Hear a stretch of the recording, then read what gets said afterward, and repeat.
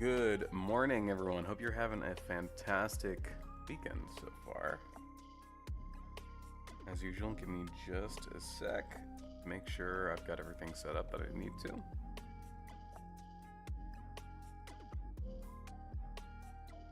Cool. We should be good to go. If you're in the Discord, you saw me posting some updates that I was working on over the weekend. Or over the week, I guess. About this hallway that we're working on, so we can switch over to that. Although I guess I don't need to show you the Discord. I can just show you the real engine. It's gonna be better. Hey, OMS. Good morning, good evening, whatever it might be for you. So this was one of the hallways, and I reduced the quality of it so that could fit in the thumbnail on YouTube. I added like these light fixtures and then these corner pieces, somewhat to be a little bit more reminiscent of this scene here. Can I not move these around? Okay, guess not. This scene here, because right there's like these little angles as they go up into the ceiling, and then a little bit more of this. Nani? There. Is that you, Tomato?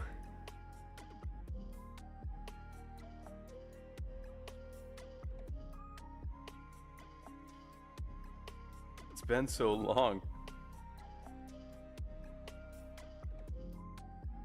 I hope you're doing good. Good to see you.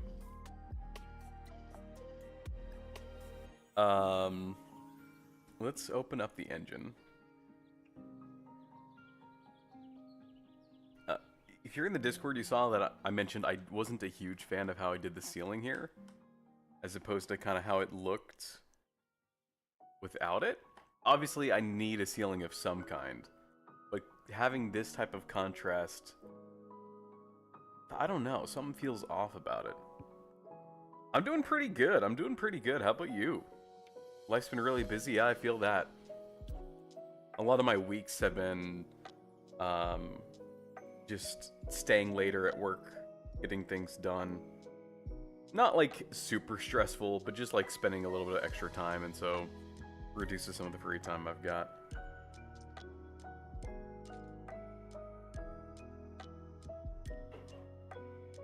Man, glad to hear it. Always good to see you.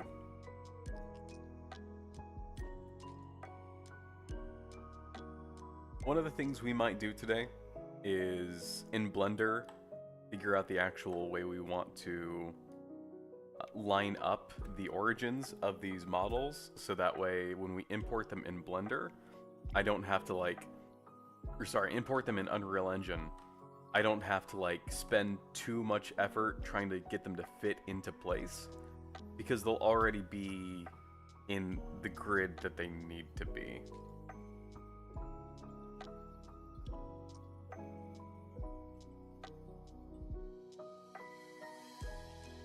I realize I minimized Blender and I didn't bring up Unreal Engine again. Because the snapping works good between each other, so like, when I want to like copy paste this, and I can go to Unlet to show you, I can just like drag it enough and these line up perfectly. Same thing with these pipes, and that's intentional, I did that on purpose. But this coordinate plane here isn't all that great, so like, let's say I wanted to make a corner piece. It's not as clean. That is definitely not by design. And like, I could get that to work, right? Like, you realistically wouldn't see too much of the seam here. We swap back to lit. Let's put it a little bit more in the light. Like, that looks okay. But the issue then becomes, if this, we're not supposed to have this gap here, and I can't really like stretch it, because stretching it would make it look weird. Like, here it looks okay, but the stretching is a lot of what we did last time, and it just, It's one of those things where the more I let slip like that, the worse it builds up over time. So I want to make sure I do this right from the beginning, which means getting this lining up just right. This hallway is a little bit bigger than I think, because this was just to test the walls and the lighting and whatnot. It might also be worth trying to like see how it looks adding some particle effects, like some fog. Let's do that real quick since we're here. Exponential height fog. Don't know what that does. Let's try a different fog.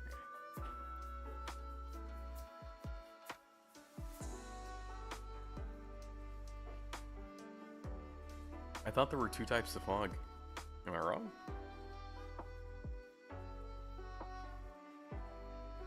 Or is it because they don't have a post-process effect box and I need that? We just sent this to Boundless.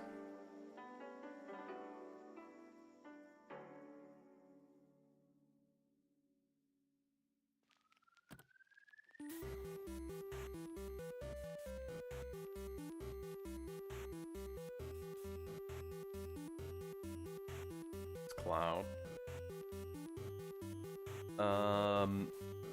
I need to at some point just like watch a tutorial on how to do fog correctly. They don't know what's happening here.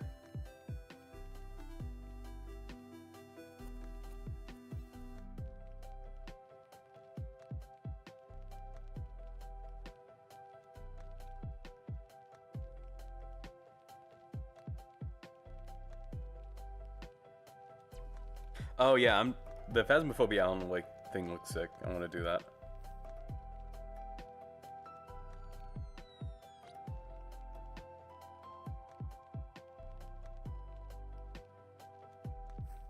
Hey Odin, good to see you.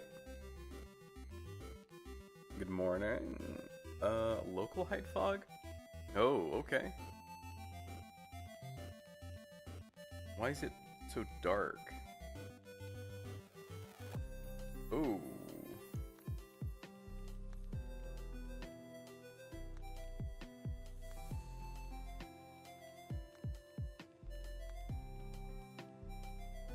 Yeah, I mean, I wouldn't stream it, but that's what I was thinking.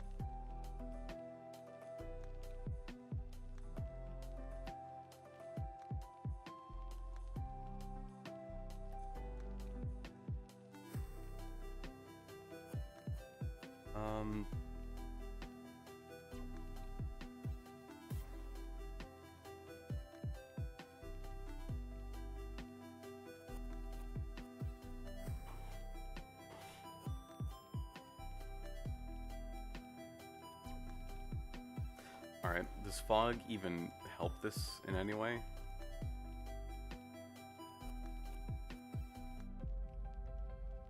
Like, I don't see the lighting cast through the... Nah, I just wouldn't want to. I don't know if spotlights are supposed to, like, cast in fog. Also, let's change the fog color a little bit.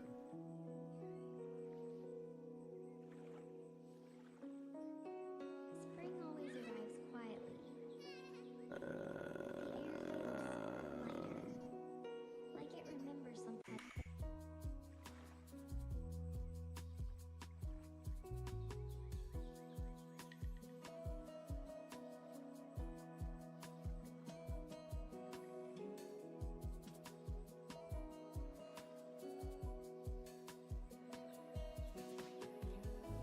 Maybe you need volumetric fog? That sounds right. Did I pass that?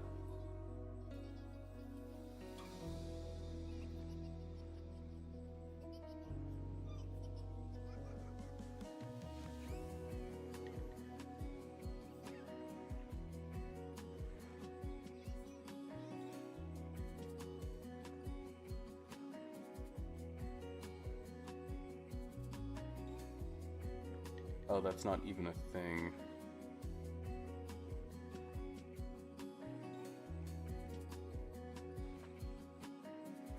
Yeah, these visual effects is just like, it's a whole new, like, it's almost like a new language. Uh, I mean, this at least kind of gives me what I wanted to play around with. I don't know if it'll do any of the light casting. Teaches me anything. I don't know, anytime it comes to like learning new things as opposed to like designing new things. Still. I feel like designing new stuff is a little bit easier to do live. Because learning is usually just watching some other person's video on it. What I want is to kind of have something for this piece here that goes up and across this this arch here.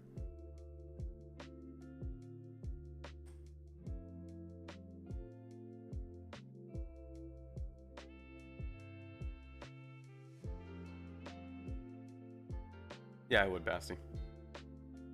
We were talking about it yesterday.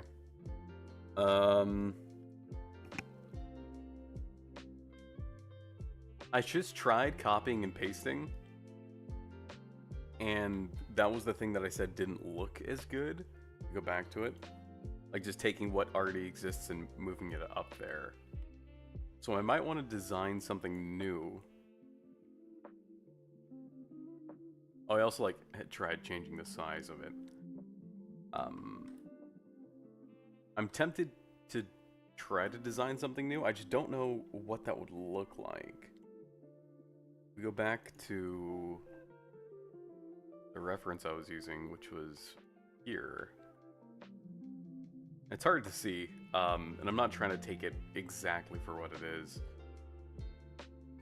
but it definitely looks bigger than whatever they're using on the side there, and it's a lot more of an arch too.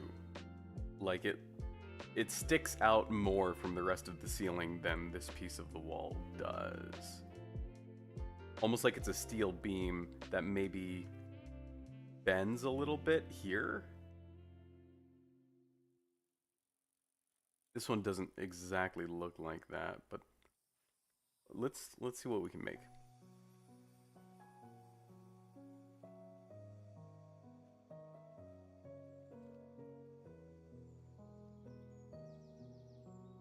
So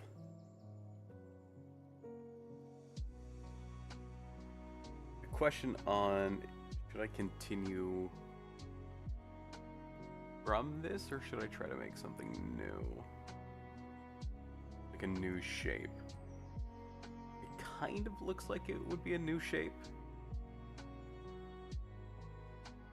Like, as in it doesn't connect to this super seamlessly. So let's go ahead and try that. Let's go back to modeling. We're gonna add a box.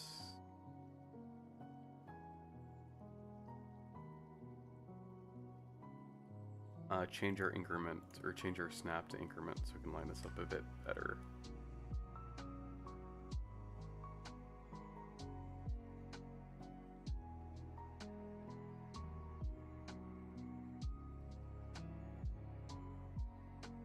Why is this not center?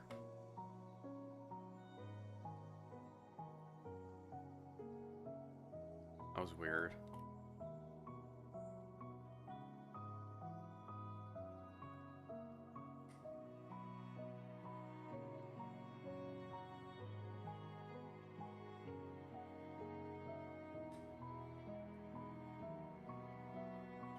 Okay, I think that's a good enough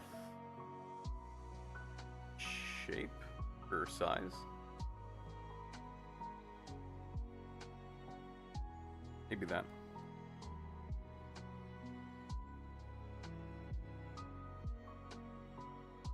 So this part is a little bit weird. So let's snap to this edge.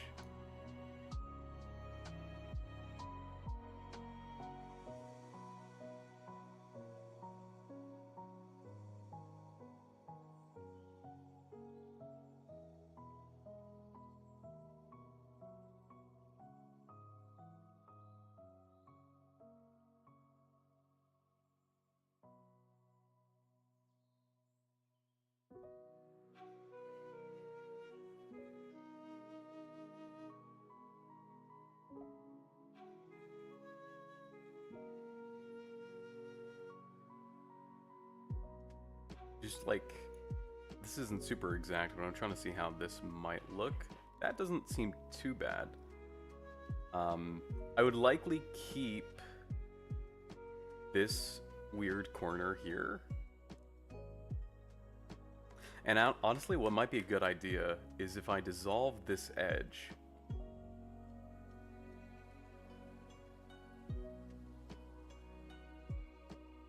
That didn't do what I wanted it to do.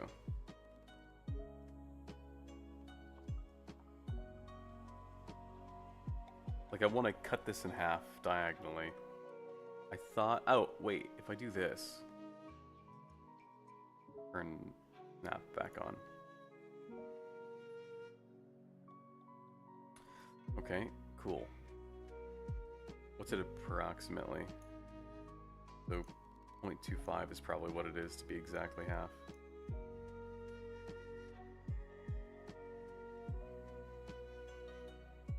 That doesn't look right.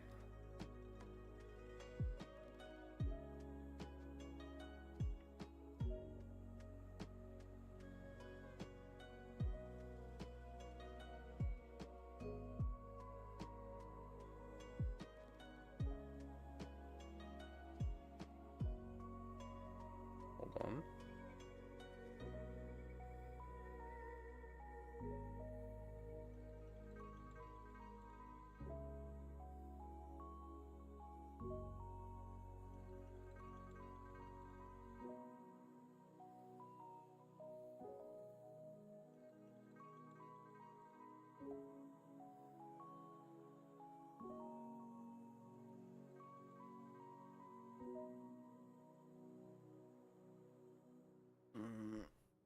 Easiest way just to slice this. I could use the knife and just snap it, but that's just not super clean.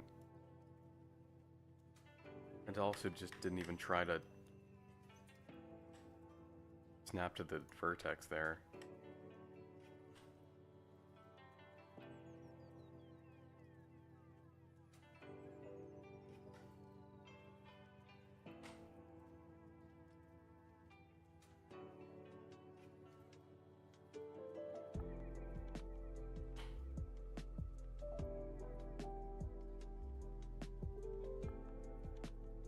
And then just do the same thing on this side. Ugh, I hate the knife tool.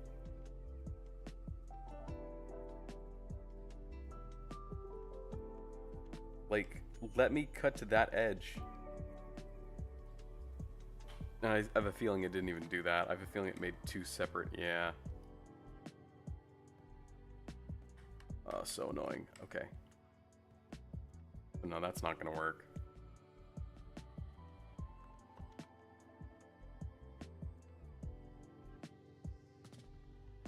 Maybe it's 0.2?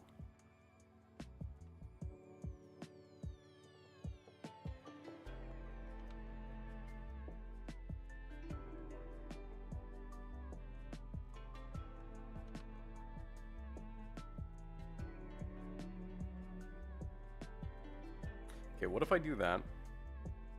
And then from here, I dissolve the edge. Okay, that's closer, I guess. And then I dissolve this vertice.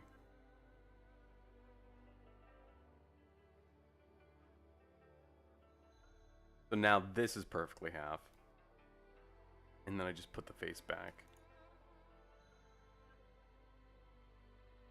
Okay.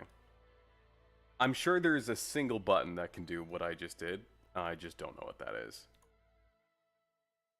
Now what I want to do is I want to extrude along... Not that. I want to extrude along the world. Okay, let's do this.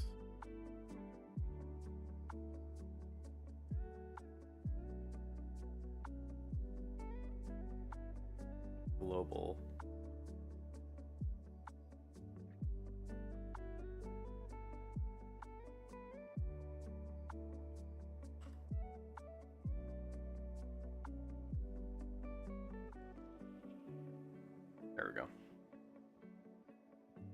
by like a 0.1.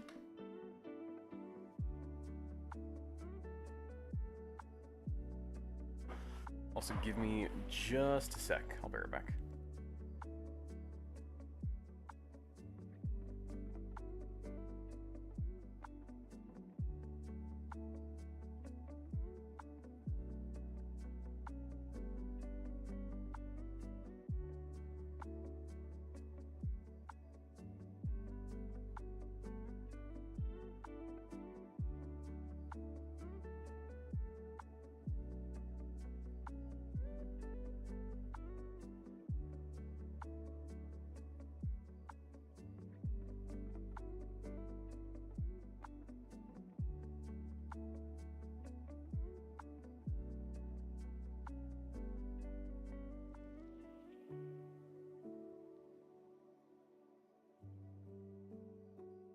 Alright, back. Okay, let's see how this looks with the rest of the scene.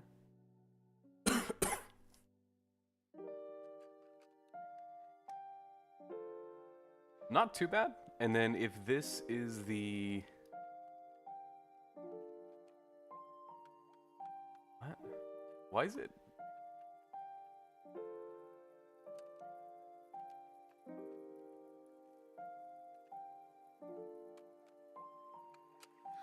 I'm trying to remember why it is this length. Hold on, let's see what's exact here. Alright, so this is just a weird length. Assuming this might be cleaner. Nope, they're both bad.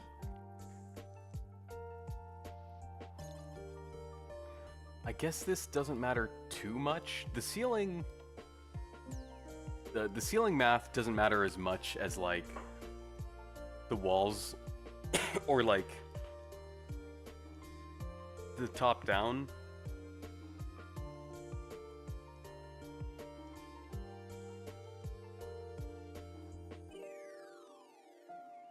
Sorry, I swallowed water incorrectly, now I'm, like, choking on it.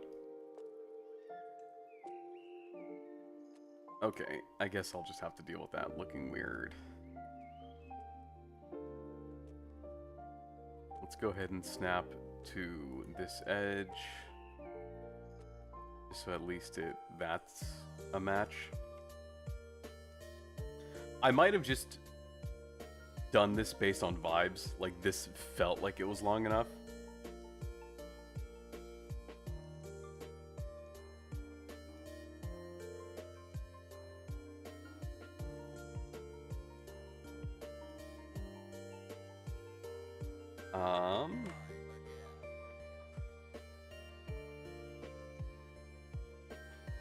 So now I extrude again here, probably by like 0.1,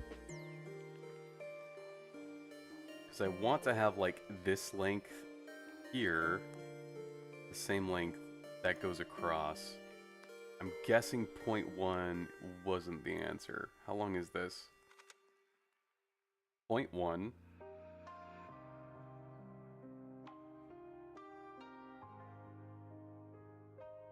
.24. So when I extruded to 0.1 just now, what did the 0.1 mean? Was that just... Did it do 0.01? What was that? What?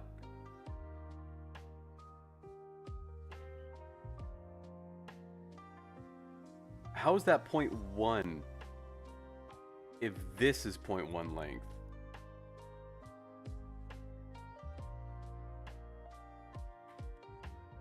That makes no sense.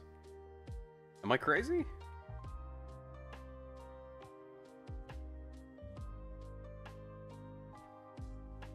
This is 0.1 meter. And I say, bring this up by 0.1 meter. Why is it different now? I did 0.1 last time and it didn't do this. Unless I didn't? How long are we streaming for today? Good question. Not sure. Probably not more than 2 hours, I would say. So sorry that it's not going to be a long weekend stream.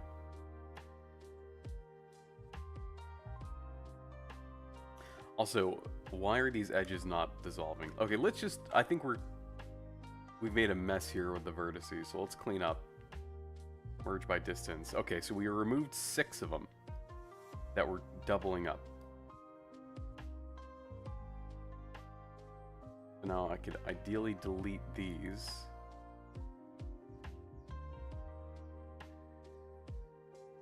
Why are these edges not going away? Just delete the edge. I'll make a new one.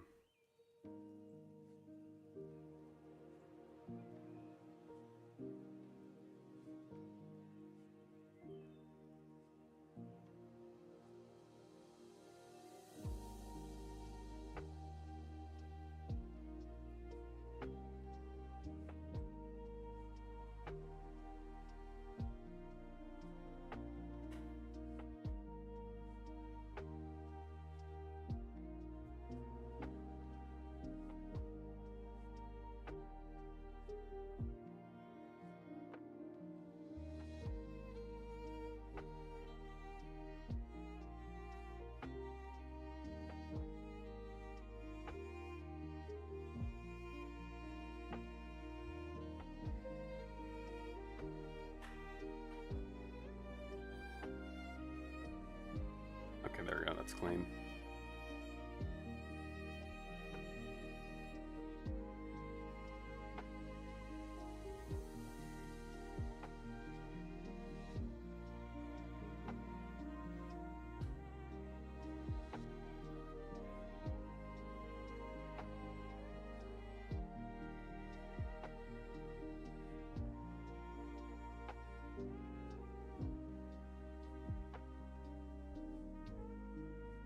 We bring this down until it snaps with this edge, and it's not doing that.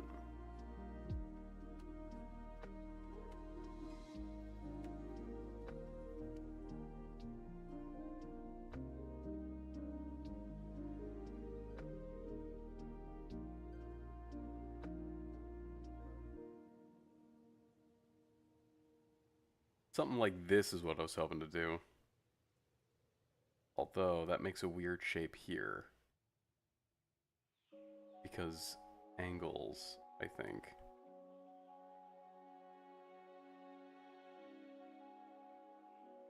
Unless, did I mess up somewhere? I probably did.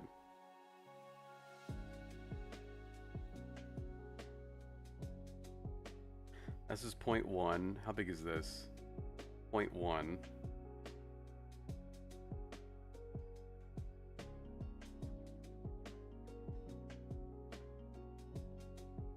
Something like that. There we go, that looks cleaner, but it's still not just...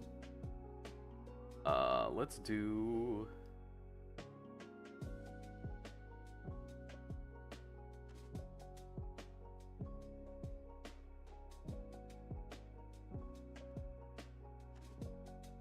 There we go. Okay, so it seems like the last point you click on is what it thinks you want to snap to the thing. Which I suppose makes sense.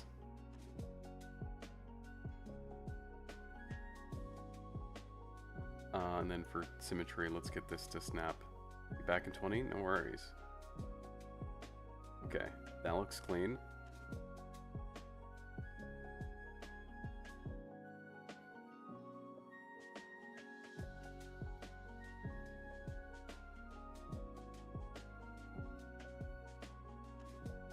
So here's the next part that, if I'm trying to think modularly, I would only want to design, or I would want to split this up. So this only goes until this point here, and then the part that goes in the middle is its own thing.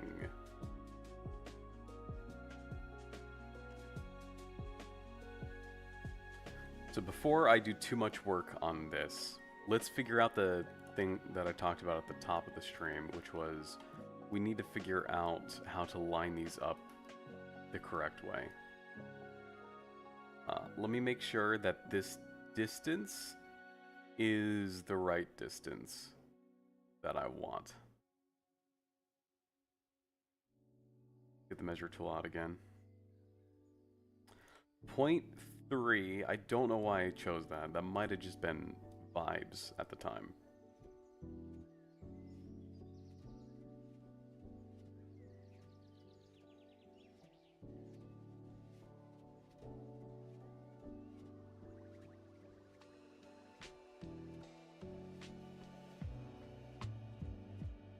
So if I want to do like a consistent wall depth, I might need to be a little bit more, like, I might want to have a method of doing this.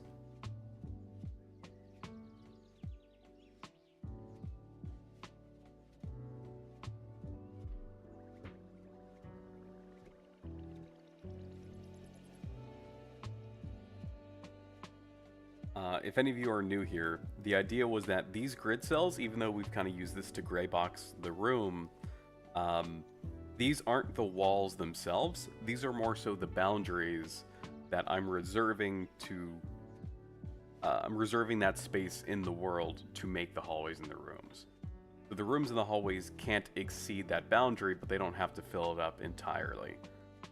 This is just so that I know that these rooms snap together perfectly, that the doors line up, and it's easier just to move these things around later on if they are based in a grid like this, rather than just kind of randomly placing things down. But in doing that, means I need to be a little bit more careful when I make stuff.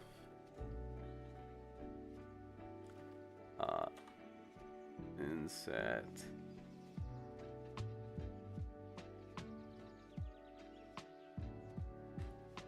Let's do this.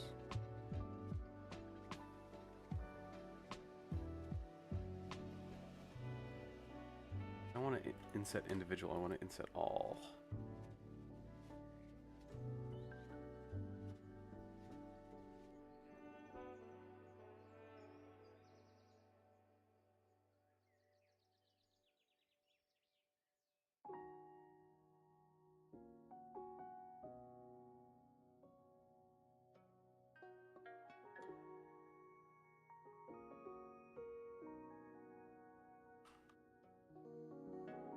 Alright, gotta Google what the shortcut is.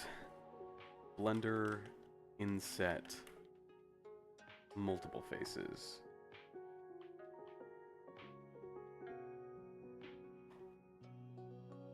Press I twice. Maybe it's because, let's see. It thinks that these are separate objects still. So if I do this,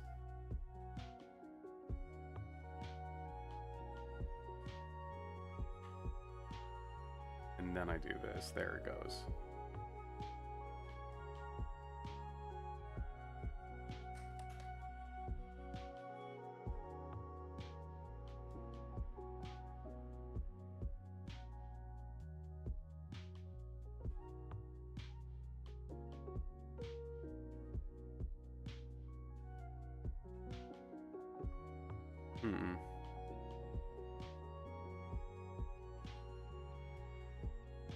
This might be a bit too narrow to do this.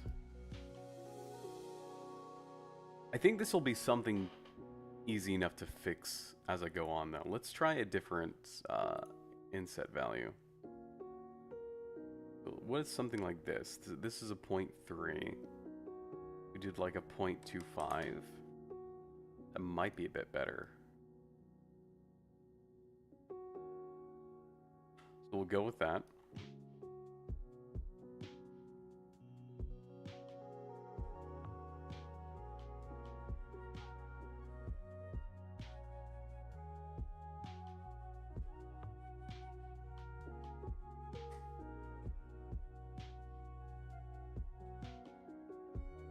And we'll select both of these.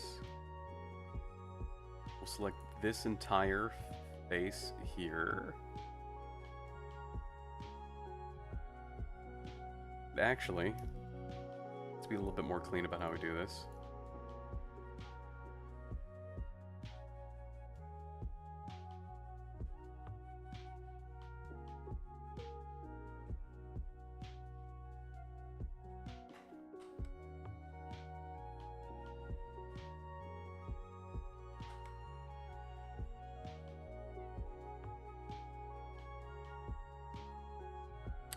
Of course, that's going to be annoying.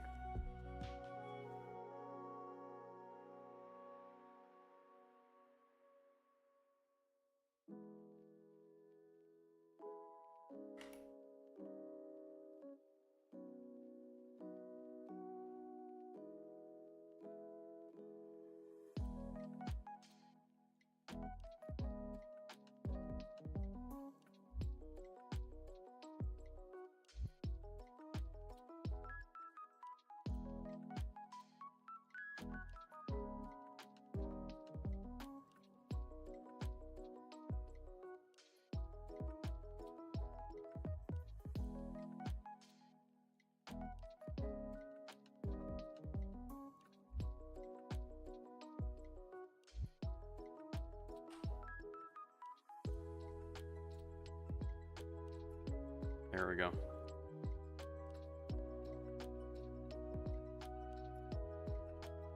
Now we go back to edge select. Now this should hopefully be our snapping point. We want to move all of this. It'll snap to there. Now all of this is lined up to this new edge.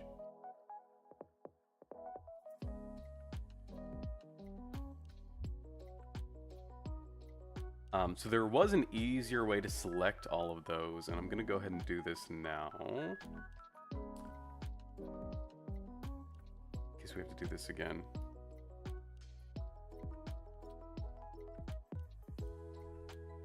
Alright, let's see. Let me at least just see if this works instead. Select all, go back here, add this, and go back. Okay, yeah, that would have been faster.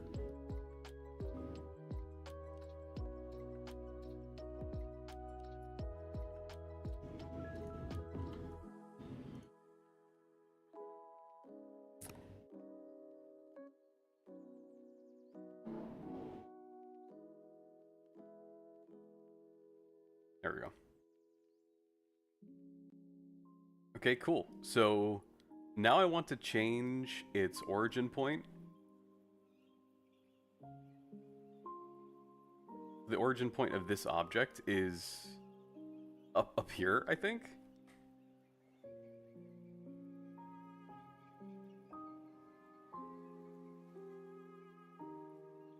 And also on export, I need to figure out how to do this. So let's see. Blender, export, origin, or I think it's on import.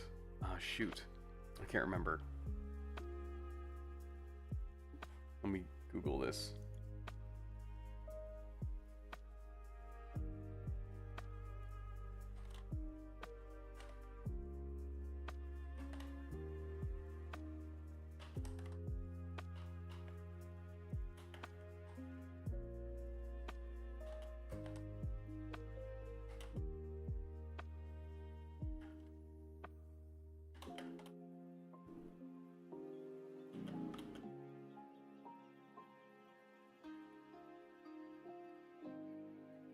Just talking streamer? No, I'm doing work.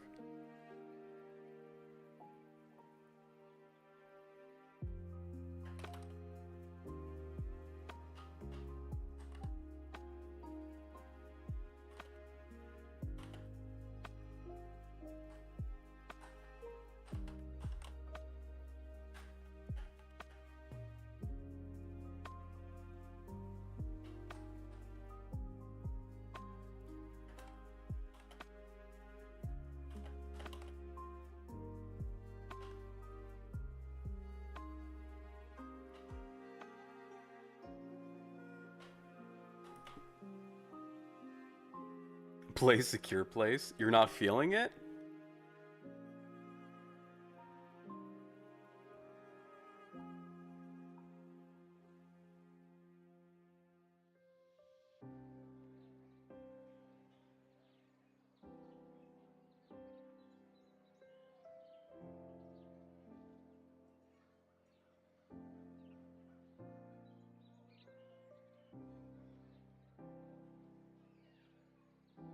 Feels too unhorror-y.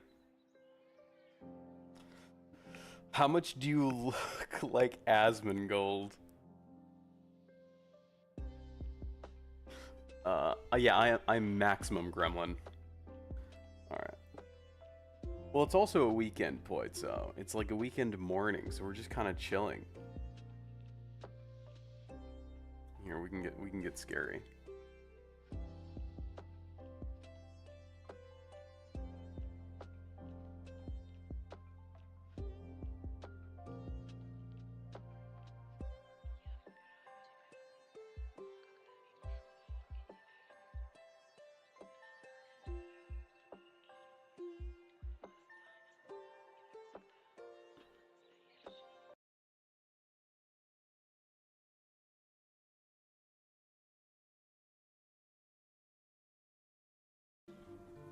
There you go.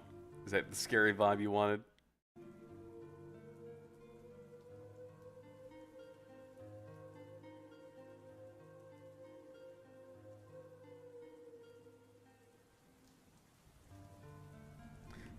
This one's also called Safe Haven, I'll have you know. Not secure place.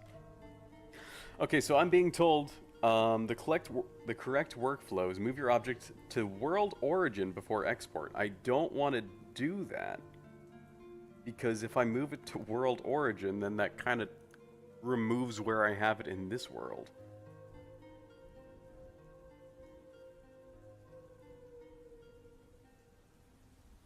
Set the origin where you actually want the pivot.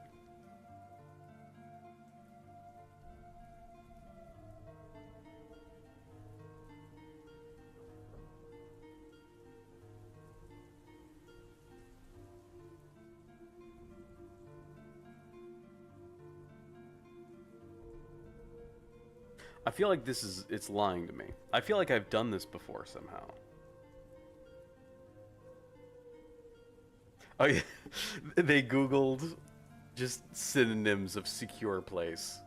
Safe haven. Next is like, what's the one for RE3 called?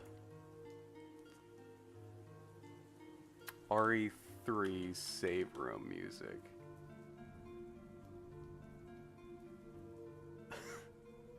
It's called Free from Fear.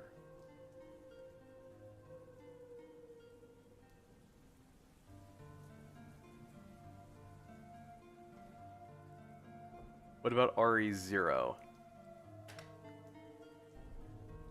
They just call it save room. They gave up. What about RE4? They also just call it save room.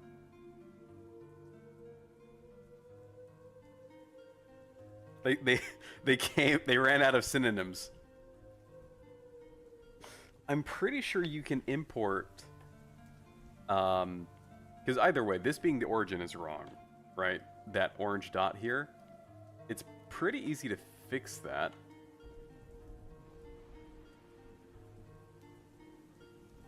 So I can have it be like this bottom left corner here. Let's focus only on this object. Let's go to select this. Now I'm going to Shift S and then cursor to selection.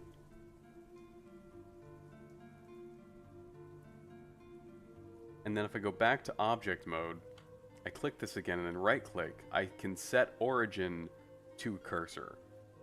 And now when I rotate, it's going to rotate based off of that point. And that is now it's 0, 0, is this bottom left point. Which is what I would want. But when I export, it thinks that the origin point is wherever this world's 0, 0 is. It thinks its export is this cross here. There's a way to do it where it doesn't do... Oh, it didn't loop this. Oh, it was for an hour, but we ran out of time on that one. So I'm going to dig a little bit deeper.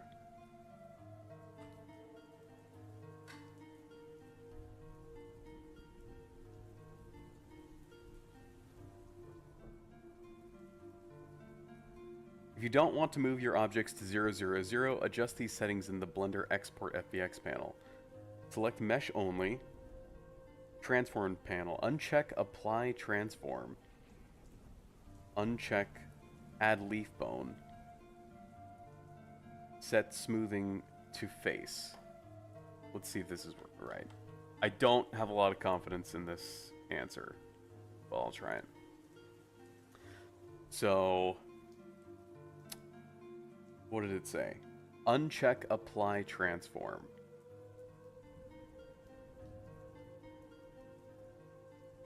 Oh, here it is. Use Space Transform. Apply Global Space Transform to the object rotations. When disabled, only the axis space is written to the file and all object transforms are left as is. I'm guessing that's what that is? Oh, there's the Apply Transform. That is already unchecked. Add leaf bones. Uncheck. Okay, let's do one thing at a time. The scientific method. Only change one thing and see if the result is different.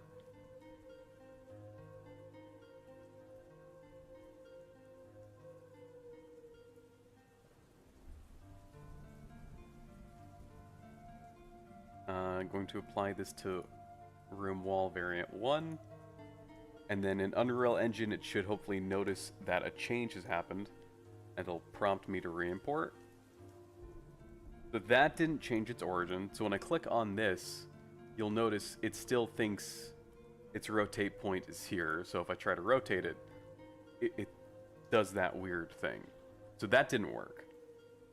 Let's try that second thing that I saw. So if I go to File, Export, FBX.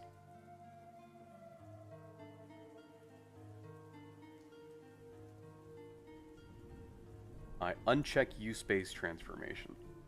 And I save this again. Now we go back to Unreal Engine. Re-import. Aha, oh, ooh. What did that do?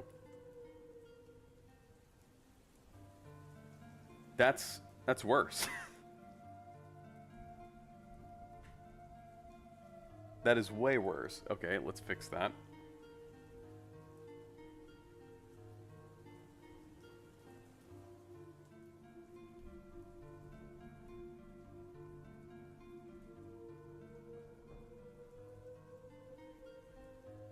Awesome. Okay, import as static mesh. Uncheck combine meshes if you have multiple parts. I don't. Use transform vertex to absolute in import options. Or uncheck.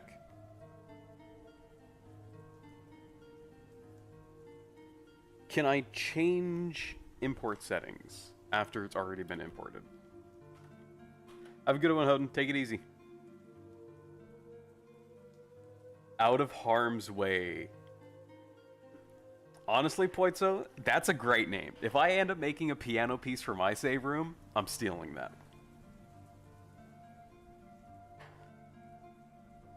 Unreal Engine change import settings on FBX. Although, to be honest, that's probably already a thing. That might already be a song. Out of harm's way. It does look like a song already. But you did say out of harm's way room or territory. I just keep adding words to it until it's unique.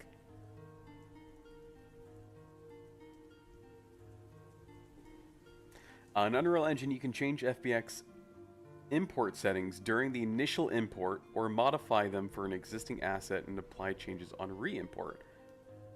After import, changing settings for existing assets. Double-click the asset to open it. Alright, let's follow this.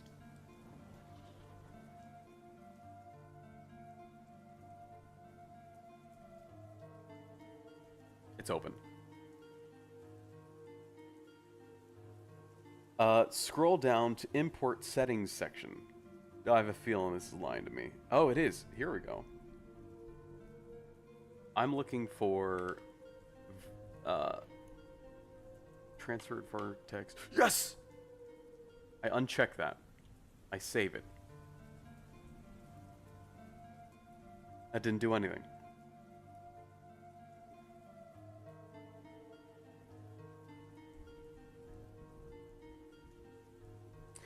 To force the import dialog to reappear for a specific asset, right-click the asset in the content browser and then re-import new file, or simply re-import if the source path is the same. Oh! Oh. Where did it go?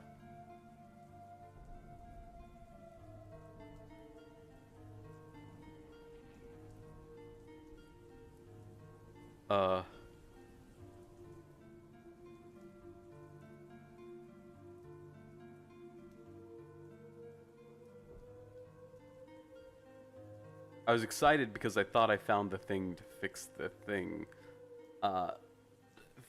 Fun fact, I didn't fix it. Alright, let me try to re-import this again.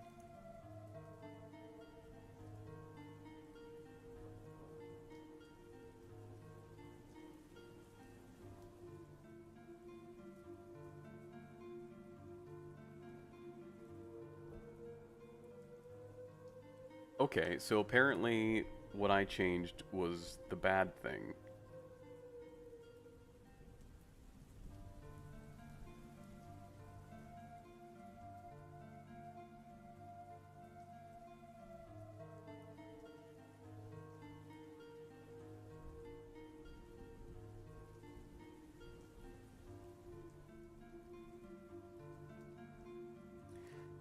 If this option is true, the node absolute transform will apply to mesh vertices.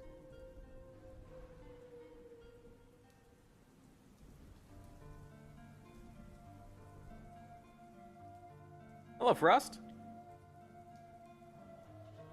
And hey, username, good to see you too. Still pretty early. Yeah, I'm trying to make a lot of the so a lot of the code stuff, kind of the backbone of it is in a pretty good state. Like the inventory, the room generation, the maps and whatnot. And so now I'm focusing on actual environment building, just so I can start putting all of those backbone elements into something that's playable. It's kind of like I have the pieces to a car, but I don't have the frame of the car itself. Right now, I'm trying to fix an issue where I'm importing an object from Blender, and you can see the pivot point here is in sort of a weird place. So if I wanted to rotate this, like let's say 90 degrees, it's rotating from this point, rather than in Blender, I wanted to use the origin point that I created here, so I can like rotate walls this way. And I remember doing it once before and I forgot how I did it. There are two ways to fix that. Do you know how? And could you tell me, please?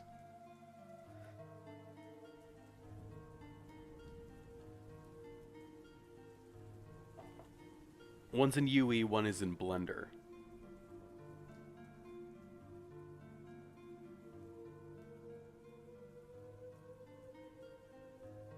So, okay.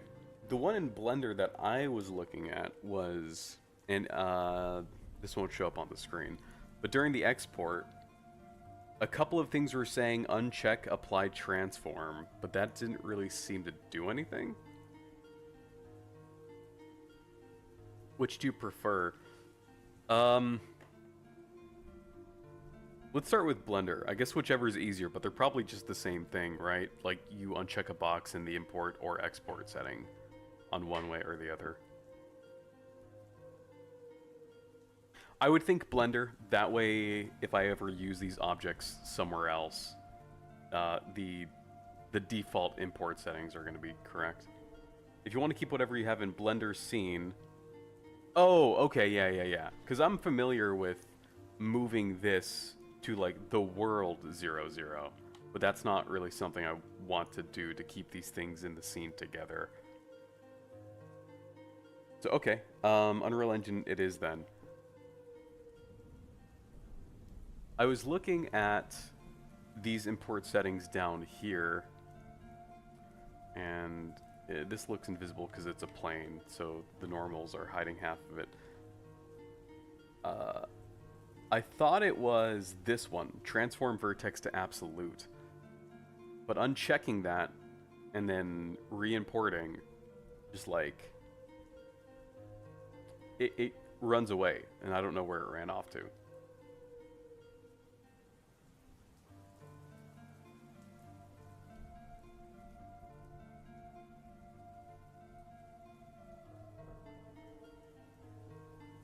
So in Unreal, you have to make a BP of the object? Really?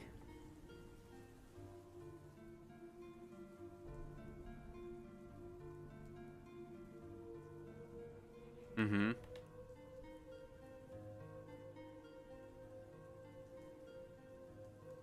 What's a BP? A blueprint.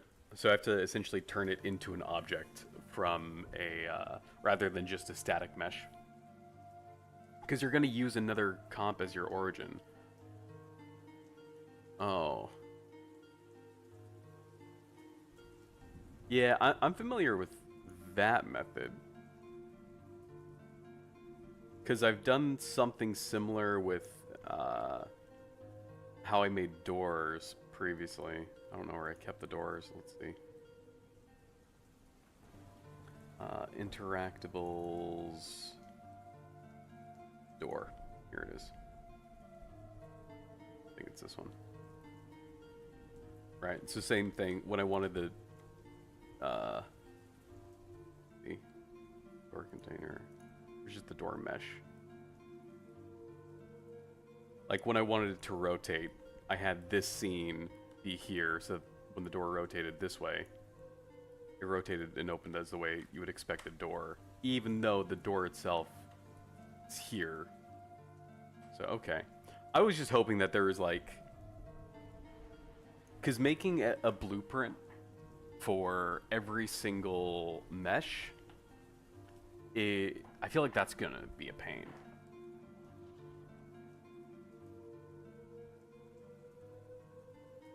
You can do it in Blender? Yeah, I mean, it's the classic scenario of having my cake and eat it too, right?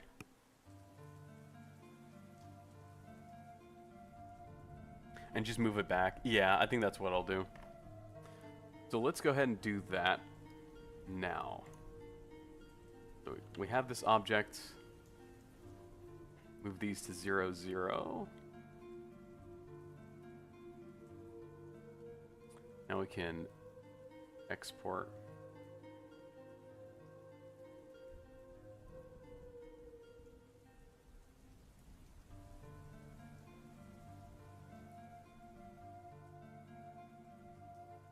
And then back in Unreal Engine, it's gonna prompt me to re-import.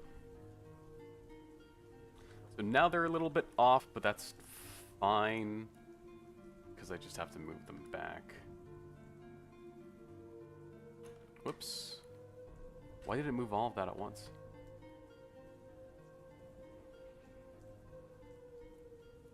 There we go.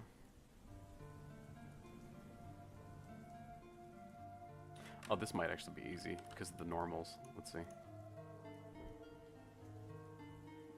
Actually, let's finish fixing the rest of these objects, because these are going to move the same way. Oh, did you get it? Yeah. It was, you can hit Control-Shift-C. Oh, is there a shortcut for it? Is that what that is? Because I just manually sent it to 0, 0, and then I put it back. I'll put us back in Blender to show you. I just did it from up here instead. But let's see, Control-Shift-Z. Let me just put this back. Or what is it? You didn't say Control-Shift-Z, you said something else. Control-Shift-C, not Z. Control-Shift-C. Oh, that didn't seem to do anything. What does Control-Shift-C do?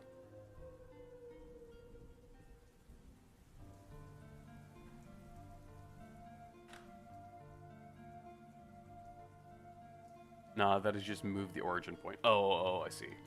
Speaking of, though, I do want to... Oh, maybe you'll know this. To move the origin point, the way that I've been doing it is like a little bit of a process, not to the point where it's like super annoying, but it takes a second, to where I cursor to selected, then set origin to 3D cursor. And that's kind of how I change where it's the origin of the object is. Is that still the best way to do that?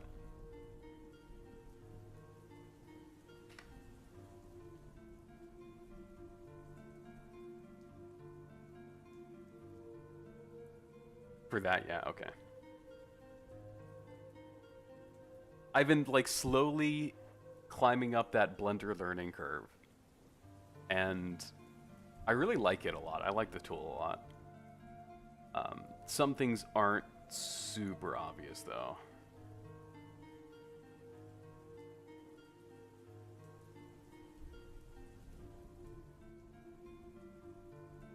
Yeah, yes. Far as I know, yeah.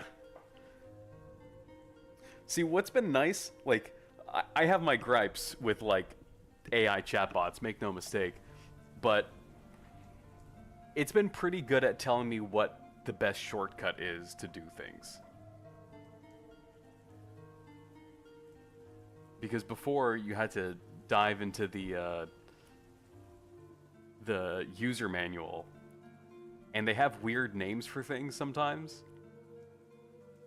Like the inset tool, which I like a lot. I wouldn't have known to search for inset to do something like this. Like make these, you know, interior pieces here. But I use inset a lot. Okay, let's go ahead and re-import this into Unreal Engine. And I'm also going to move this one too. So this is a little unique because these are two separate objects, but I'm going to have them have the same origin point. And actually, because these alternate in the level, I'm going to have them use the same origin point the last one did. So when they spawn in side by side. I might regret that later on, but we'll see. Set origin 3D cursor, set origin 3D cursor, and then 0, 0. Same for you, 0, 0. And then I export FBX to this one, and then you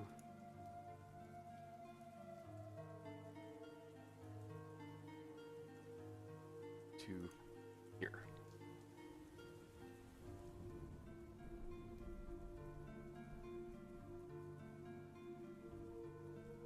Okay, nice.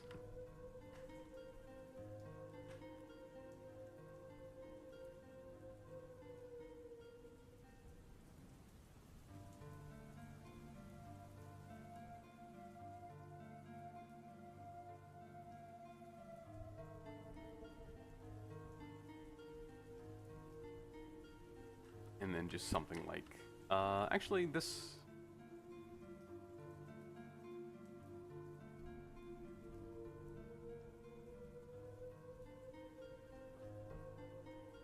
it probably wouldn't hurt to line this up, since all of these grid points are nearly perfect. Oh, wait.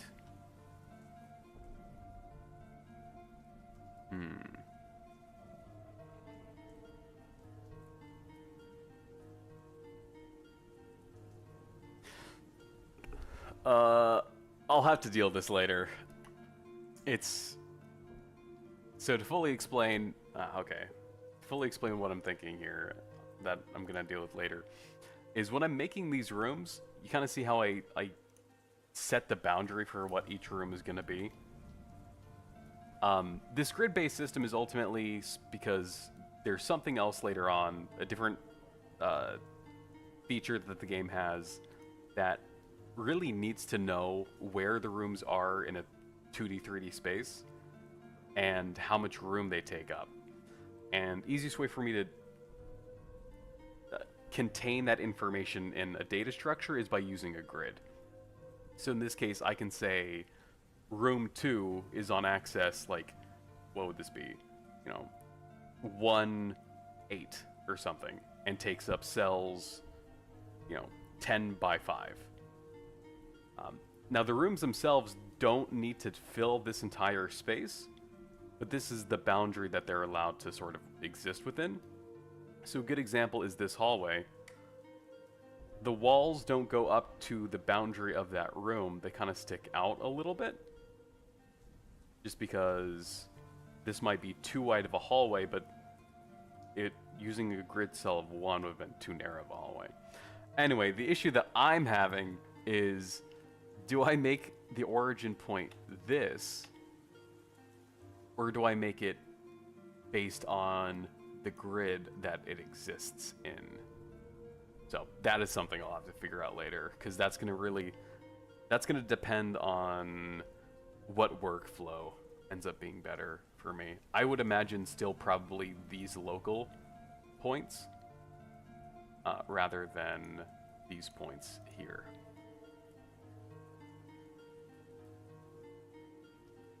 Your Twitch description is the opposite of mine? Oh, what's mine? It's been so long since, like, I've updated these things to make it accurate.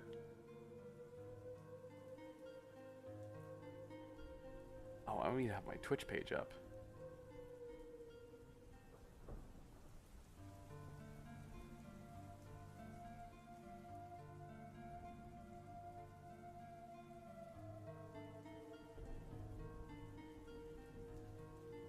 I play games and stuff. I make them too sometimes. What are you? Frostcore Studios.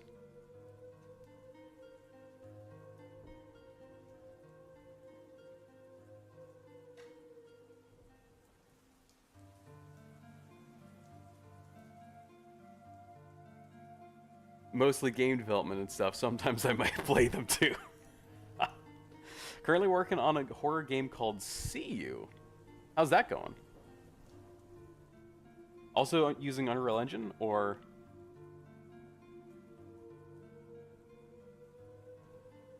I updated mine not too long ago, but it used to be I make games. Sometimes I play them too. And then over on YouTube, is it fine if I play RE9 as my first game in terms of not knowing anything about Leon and stuff? I only played RE7 before RE9, and that's all. It's a very standalone story.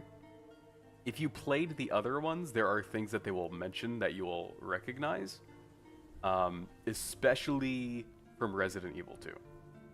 So, pure recommendation, play Resident Evil 2 Remake first, then you can jump into RE9, and like 90% of the callbacks that they make in RE9 are going to be coming from Resident Evil 2. If you just want to jump into RE9, because you just want to play that, you will still enjoy it 100% without playing the other ones. Leon is an important character, and he was in the other games before, but they kind of fill you in as you go along as to what had happened. It's going. I'm working on a custom navigation system so spiders can climb walls and such. Ooh, that's cool. Yeah, I have a lot of ambitious ideas for like my stalker enemy designs too. Right now, I'm using the built-in nav mesh stuff to do a lot of the navigation, but I don't know if I'm gonna run into a bottleneck there at some point. I did, like, recently, I think like a year ago, completely change how I was doing my task nodes. I switched to making all of them in C++, and I'll go ahead and show you what I'm looking at here. I'm opening up my Visual Studio C.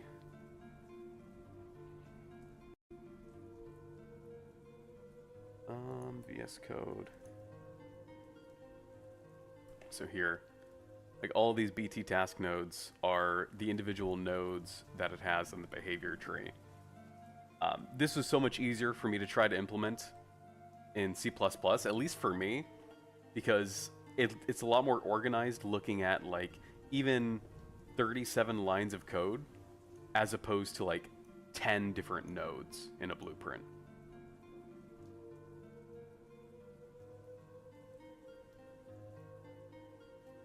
Puts all.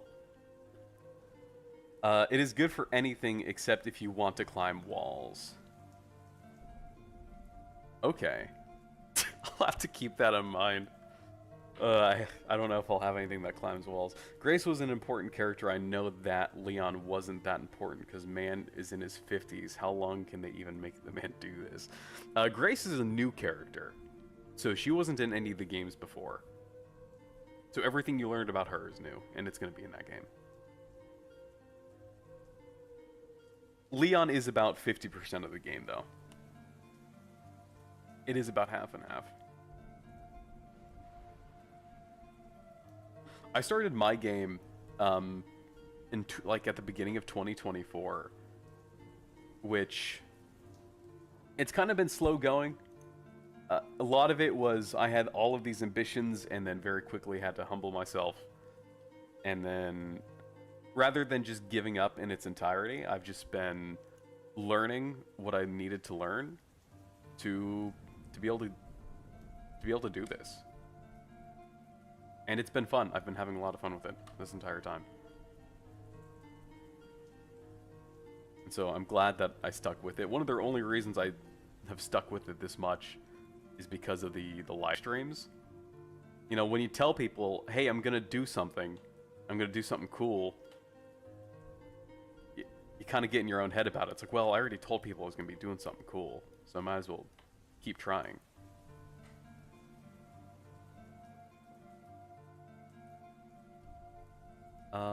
Okay, this is perfectly center. I like this point. So Shift S, move cursor to selected, and then your new origin point is this. And then same to you.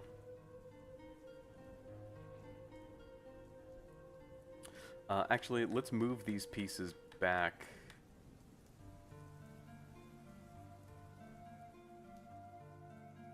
One of the things I learned early on is just to set my undo limit to something super high in Blender.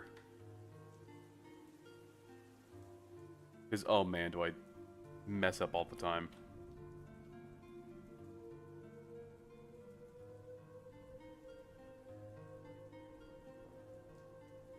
I just save spam.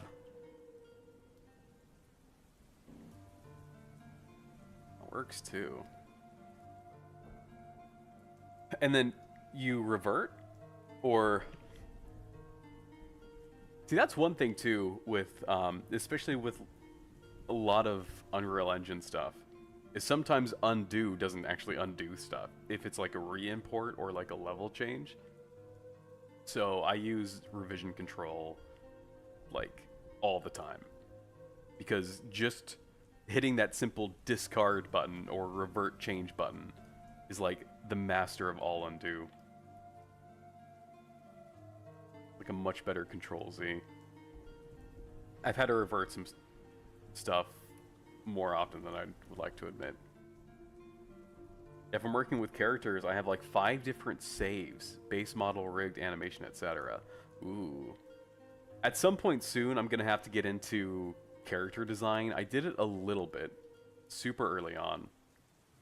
But, you know, if I do it with like starting with blocks and then trying to like move the vertexes and edges to something that looks like a living thing, whether animal or human, I feel like that's slow going. And I also just haven't learned the sculpt tool a lot. I feel like the sculpt tool is probably the better way to approach something like that. But it's something I'll have to learn soon here in the next month or so, so I can actually get some bad guys in the level doing bad things.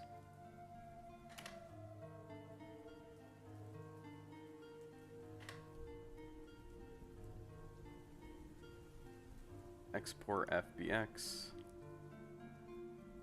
This is the wall joint.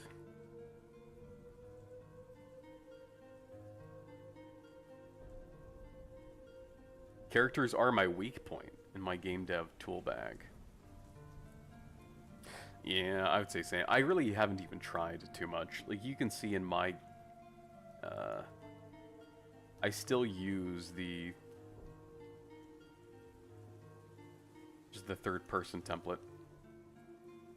One. Well, mine is first person. I have it set so, like, I can switch between them.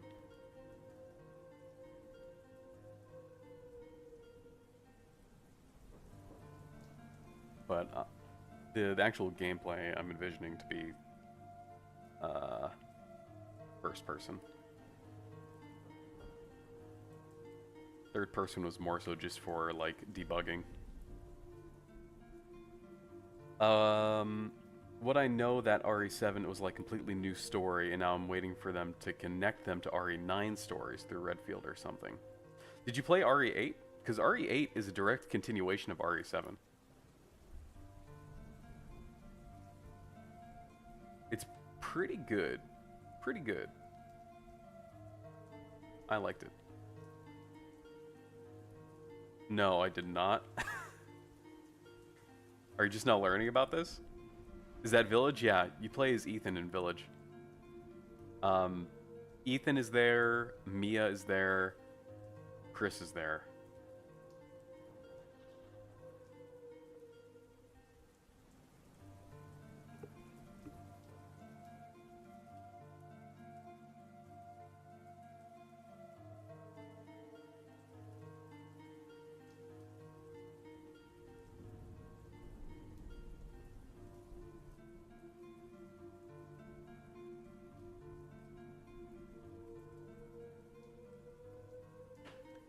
Guess I'm spending some...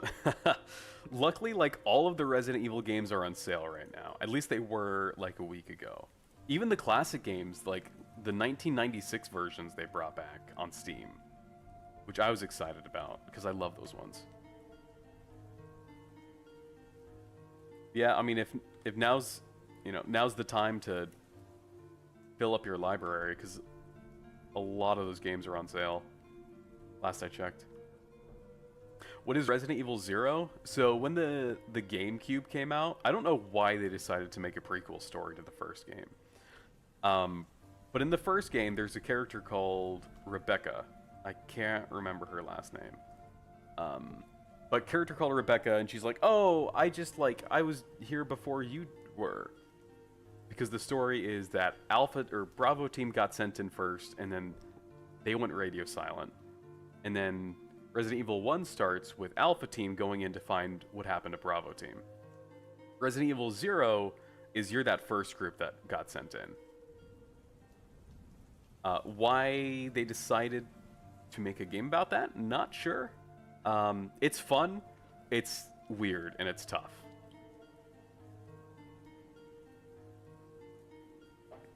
How generic are they with the name?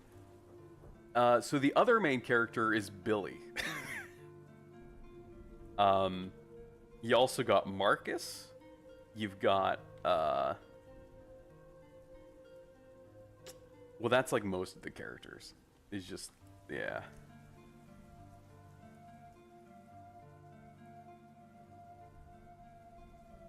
The developers asked themselves, what is the most American sounding name we can think of? And oh boy, did they find it. They found him. A villain named Bob. You're not super far off, because it's like William Birkin in RE2.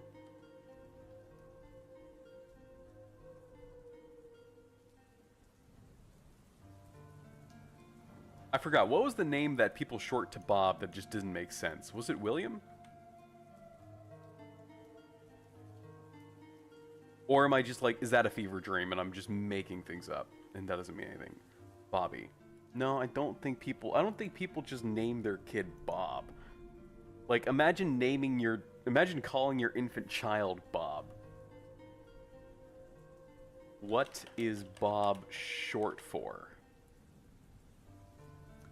Robert. That's what it was.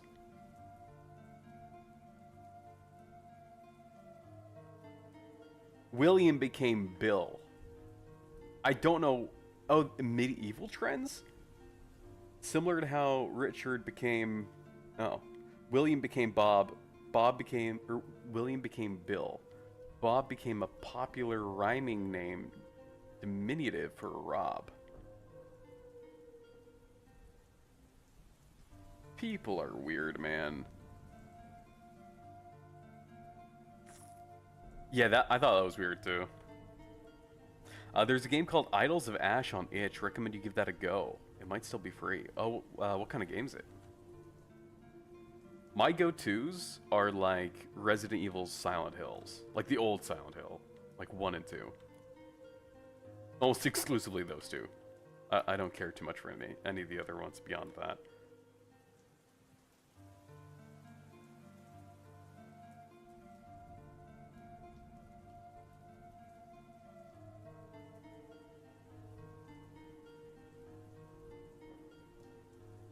It's a climbing horror game. Oh, okay.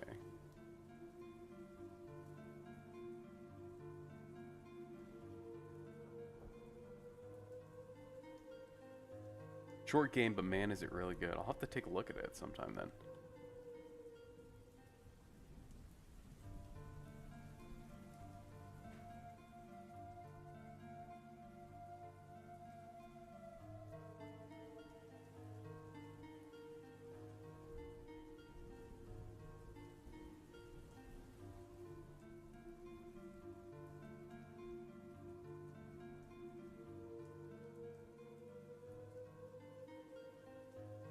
Oh yeah, the lighting is messed up too. I mean, that's fine. I was gonna have to fix that anyway. I still have to fix the pipes. But now I can just spend more time in Blender. Oh, sorry. I was in Unreal Engine for a while there, so you guys didn't see it. I always have to remember I need to switch things back.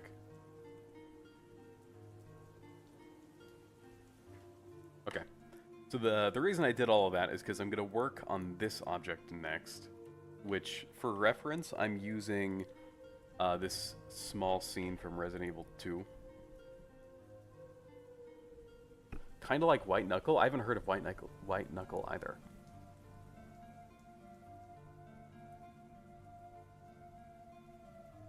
Let's see. So the idea is to have like this kind of arch. Oh, why is my pen not drawing? Oh, it's because it's have like this kind of arch going across the top there. Because I've already gotten this angle piece of the wall ceiling joint done. And next is to kind of make like, it looks almost like a steel beam with like some type of connective thing here. So I'm just gonna kind of recreate that a tiny bit. I'm not gonna be super one-to-one with it. So my idea is this. I'm gonna use the edge of this grid here to kind of denote where this should stop.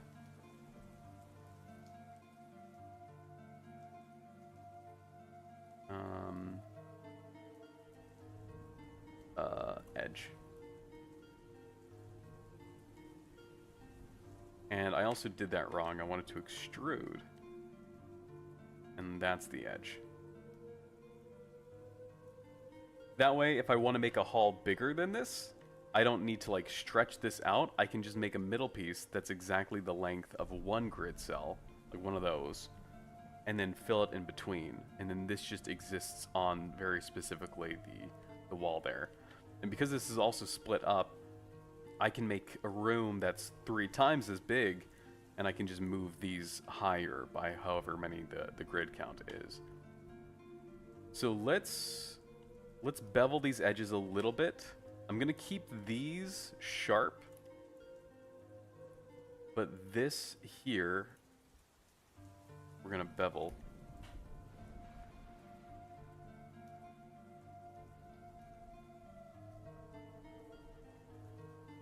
Probably too much of a bevel there. Let's try that again.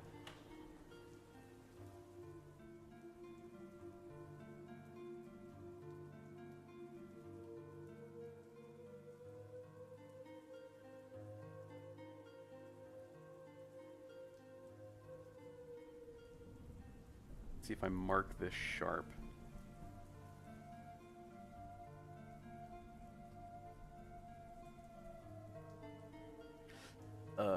Also really cool climbing game. Well, Idols of Ash is more descending with a grappling hook and you are being chased by a giant centipede. It's a really cool level design and super interesting short bit of lore. What kind of vibe are you going for? Like old rusty type thing? So underground research facility set in the Arctic. So I'm kind of going for more of like a cooler color aesthetic. If we jump back to Unreal, that's kind of why I'm using the, oops, that's Discord one. It's kind of why I'm using like the blues and the cooler colored whites. I tried like warmer color lights here, but I felt like the blue aesthetic fit the thematic consistency a little bit better. And so, at this point in the story, this lab isn't run down. It's been pretty well maintained up until about a week ago, as the story goes. So, at this point, it's still well used, but not like in a state of decay. Make some gas pipes? We did. I don't know where they went. There they are.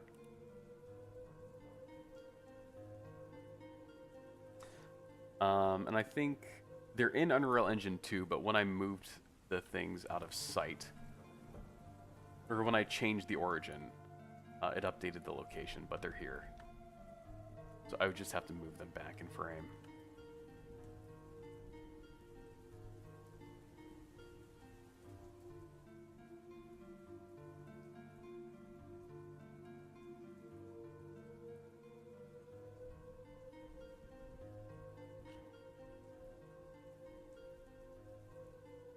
Frostcore, how do you make your textures and materials?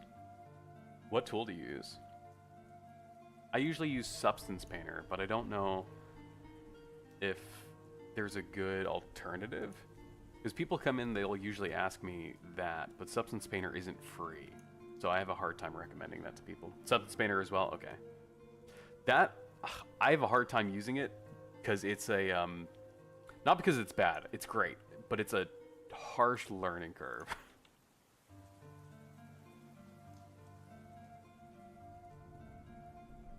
And so that's probably also something I need to just like watch a playlist on and just learn a lot of the good shortcuts.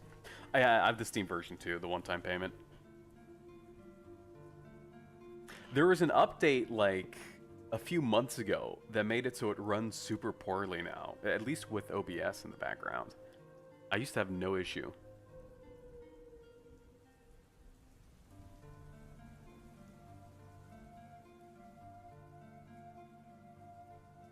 So, looking back at this, beveling it makes it less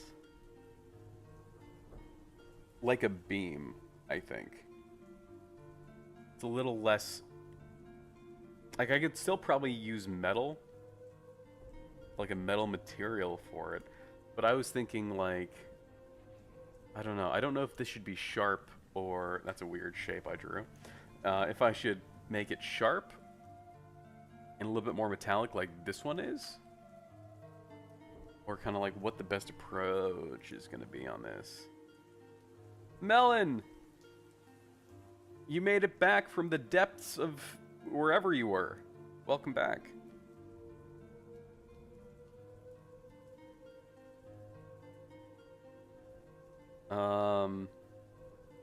Okay, here's what I'll do.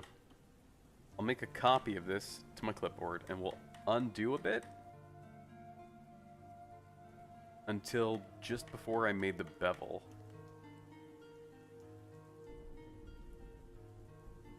I'll paste this. Oops. Increment.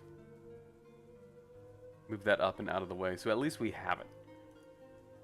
And then here, I'll try the bevel again, but only on these edges.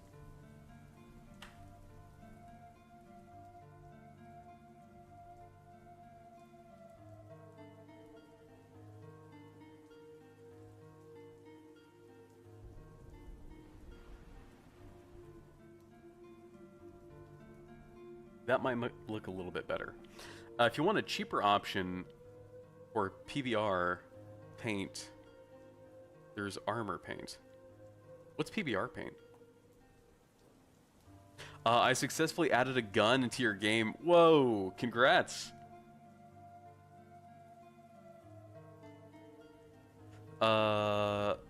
Gets the job done. Like Substance, I see. There's no scene of the facility being shown from the outside, am I right? Yeah, you're right. There's no outside scene. The mansion will have an outside scene, but the lab doesn't. So it can be a little bit more... like, I don't have as many... What's the word I'm looking for? Limitations. With the mansion, I do. I can't make it look weird. There's a gun on the ground and you can pick it up that allows you to shoot, but the player has no animation for having a gun. But you can also shoot. Oh, okay. I mean, hey, that's step one. That's a good amount of progress. There's also Armor Lab, which is like Substance Designer. Okay, isn't Substance Designer just kind of like Blender? Or is it something different? Because it looks like just the mesh creator, isn't it? Or is it for making like 2D like logos and stuff? Also, I need to scroll up and see what you called it, the application name. Armor Paint. Okay, I'm gonna write that down.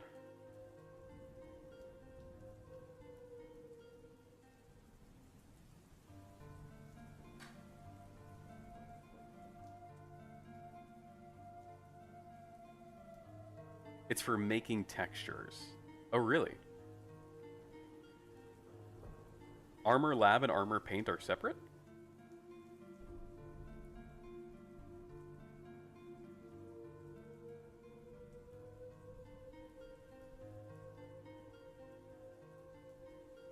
Oh. That's confusing me a bit. So if Armor Lab is for... Armor Paint is for textures, what's Armor Lab? It's also for texture? Maybe I'll just have to look it up and like see what the description is. It's going good, Melancholy. How about you? Good to see you. Okay. Audience participation time. Let's actually... Oh, check this out. We're going to get a side-by-side. I'm about to ask your opinion here in a moment.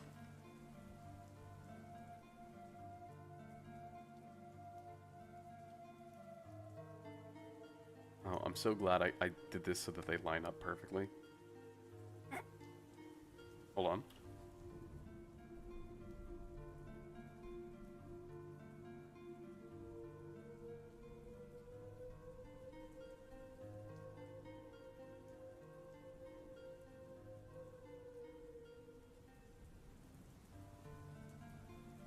Okay.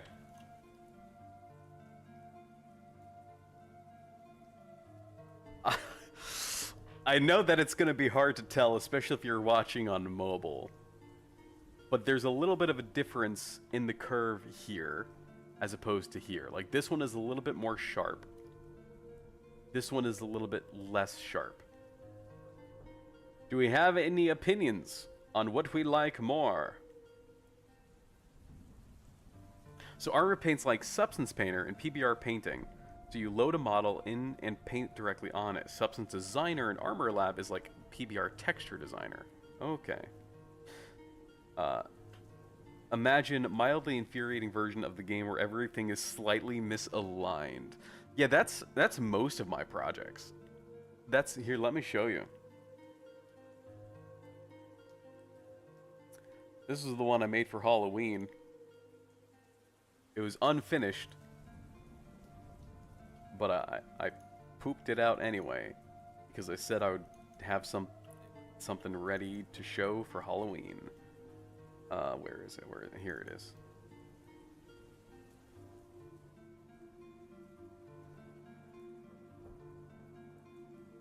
Give me a sec. It's also going to try to open Steam VR because I wasn't smart enough to learn how to turn that off back when I did this.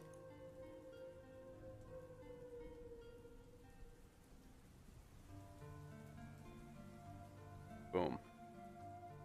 So yeah, this was before I decided to make everything grid-based. So like you can see, this is off as opposed to like this. There's like gaps. Also, this is like the lowest quality. You can set it to epic. There are like gaps everywhere. So this was a learning experience. This was like my first attempt at making the Substance Painter models and whatnot. Which I'm proud of. The models themselves and the textures look good. But, oh man, things just did not line up. And especially like, because I didn't do anything grid-based whatsoever, I just had a lot of gaps where I didn't have any good way of filling them.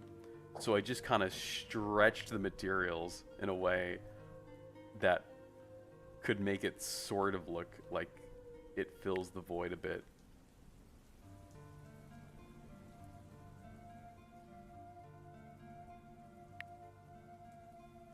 This room's actually pretty good. I like the lockers I made.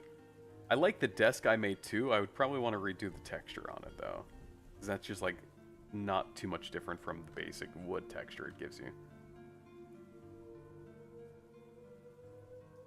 I also like how Unreal Engine 4 does the, it's harder to see on stream, but it looks like almost PS1, PS2 type graphics when it tries to like natively reduce the quality.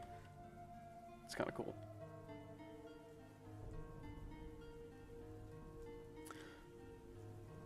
You like the left side. Wow, that's beautiful. I'd hire you to build my house any day. Thank you, thank you.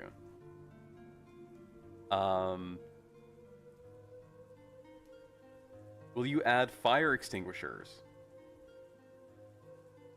Oh, that's not a bad idea. I definitely need to add things in the environment to fill it out a bit more. And that's one of the things I talked about when we played Resident Evil 9, when we were like looking at a hallway or something. Let's step back into Unreal Engine. Like, how do I make this hallway feel like it's not just, you know, some bland hallway? How do you make it feel lived in and real? A fire extinguisher would be a good set piece, even if the player doesn't necessarily use it. That's a good point. If you like to hand paint textures, there's a free software called Bounding Box. Oh, by Bounding Box, called Materialize. You can paint and load any texture in it and generate maps from it. I'm gonna copy that one too. Write that one down.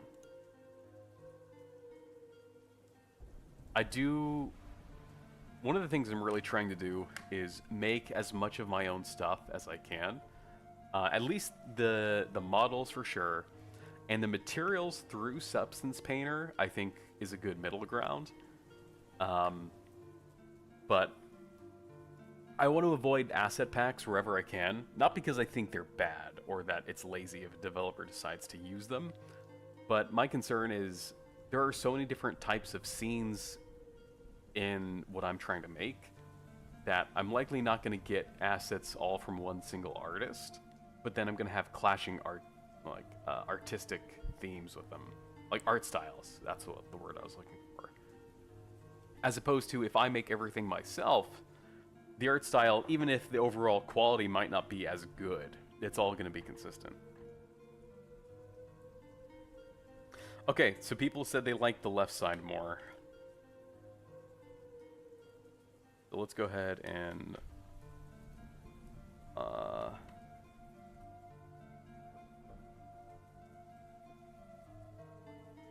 we'll put this back.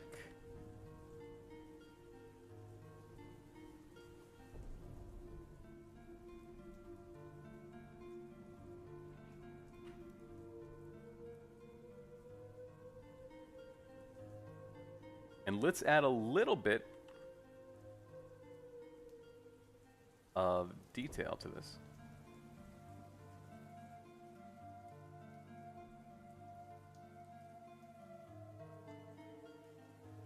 This is y negative 3. Here, y negative 3.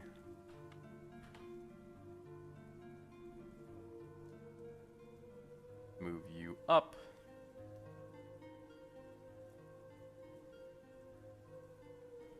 Out. Let's rotate you. Actually, let's make a copy first before I start doing all this.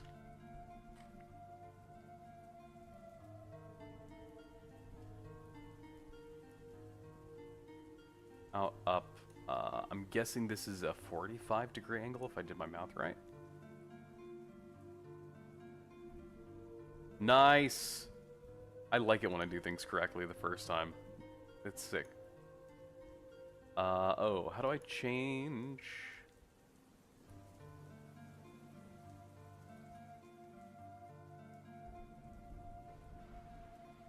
Awesome. I want to change my location based on this 45-degree.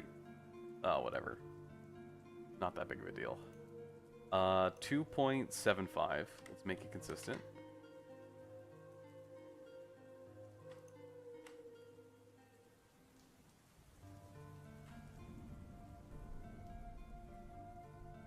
And then this doesn't have to be super perfect.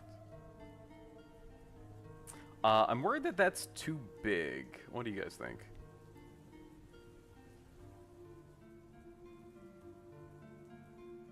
The bolts on this. Some of the zombies were from previous Resident Evil games. I heard the liquor is one of them. Yes, that one's from Resident Evil 2. So, anytime you see something from like a previous Resident Evil game in RE9, it's probably going to be from Resident Evil 2. There's like one small reference to the first game that gets made with what they call the blister head. But that's like the only RE1 reference I can think of. The bolts just aren't spread out. Oh, you think they're too close together? Like they should be in the corners, you think?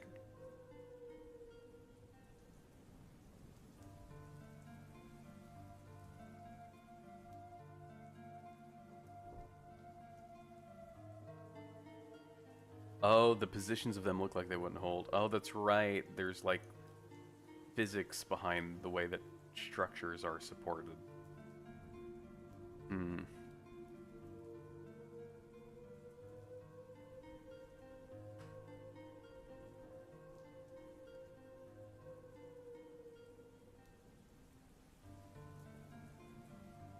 Actually, let's cheat a little bit here.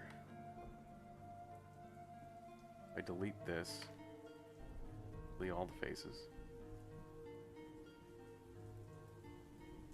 We add a new mirror on the y-axis. Now we go back. And then we can just change this array here. Like that, you think?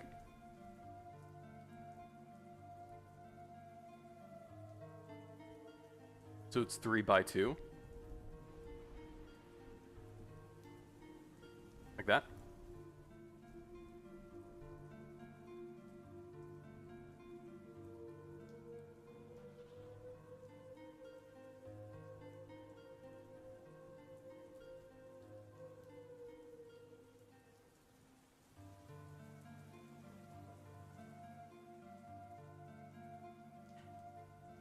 Yeah, that looks right. Okay.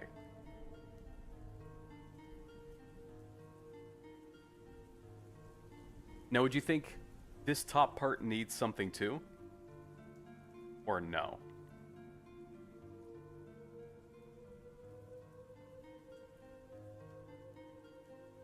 Also, thank you for following Poid's alt. I just saw that. It is weird seeing Twitch side do better than YouTube. For the longest time, it was the other way around. Hope all of you guys are having a good Saturday afternoon. Or whatever time it might be for you. That looks more like it's a secure place.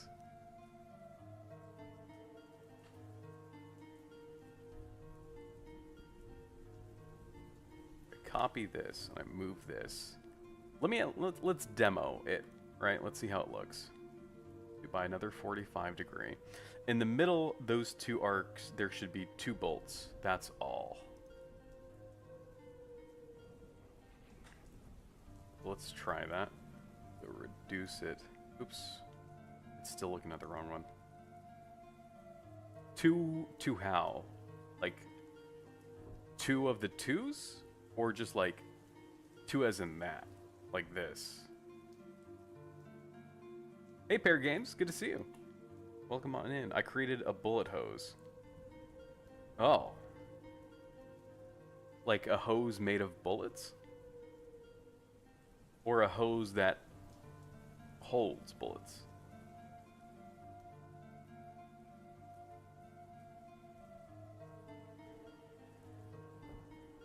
Just 2? Okay.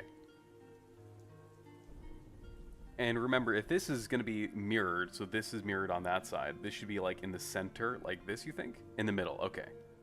Like this.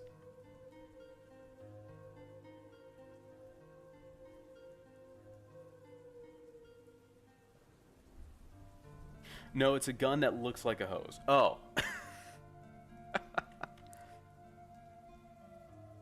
That's cool too.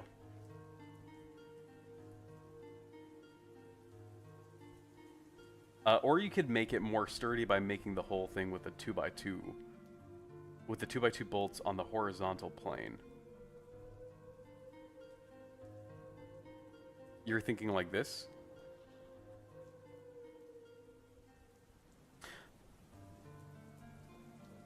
Oh, you mean in between them, like this.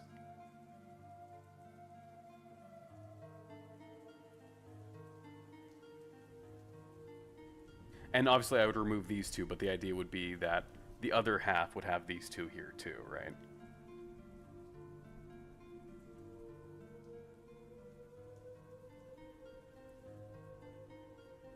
It's because I wasn't here to hold people hostage. Well, you're here now, Melancholy. Thank you for your support. Yeah, like that? Okay. I'll try to send proof of it. Clip chant me like today.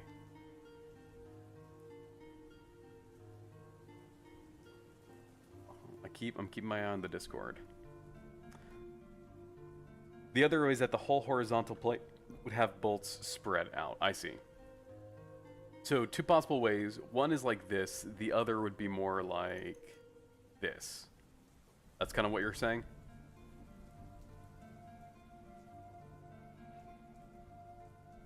I'm worried that this might be too much. Let's try the first thing that you mentioned. Like this. And let's see how that looks.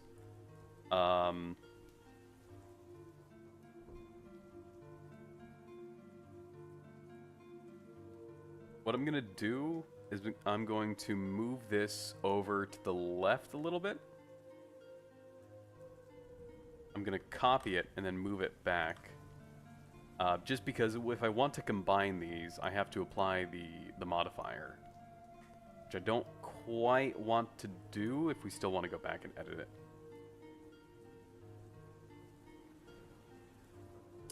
So, apply.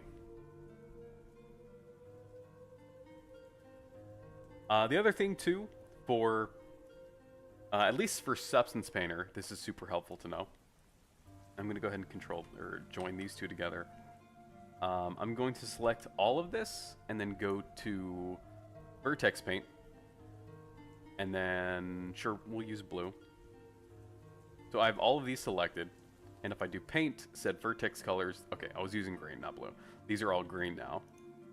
If I go back to object mode and I click this, do the same thing, select all of it, then go to vertex paint, and then just have it be blue instead.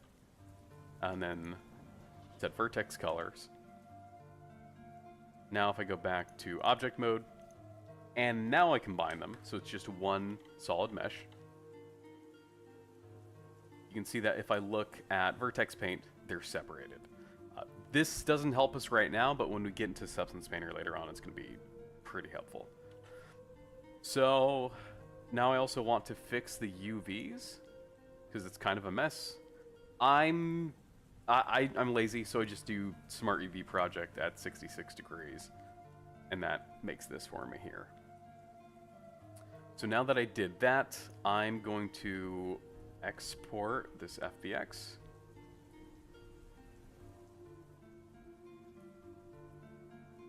So export FBX.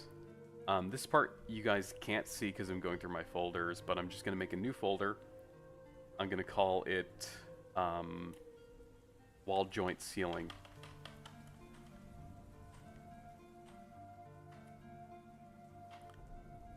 Or I guess ceiling joint? Nah, we'll just do wall joint ceiling so that the naming is similar to the other one. And I'm going to save it here as wall joint ceiling 1.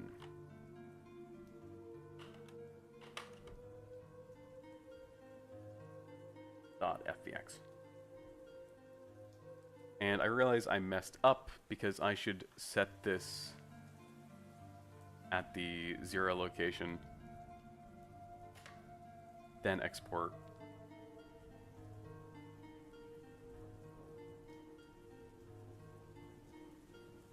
And now I can put it back. Okay.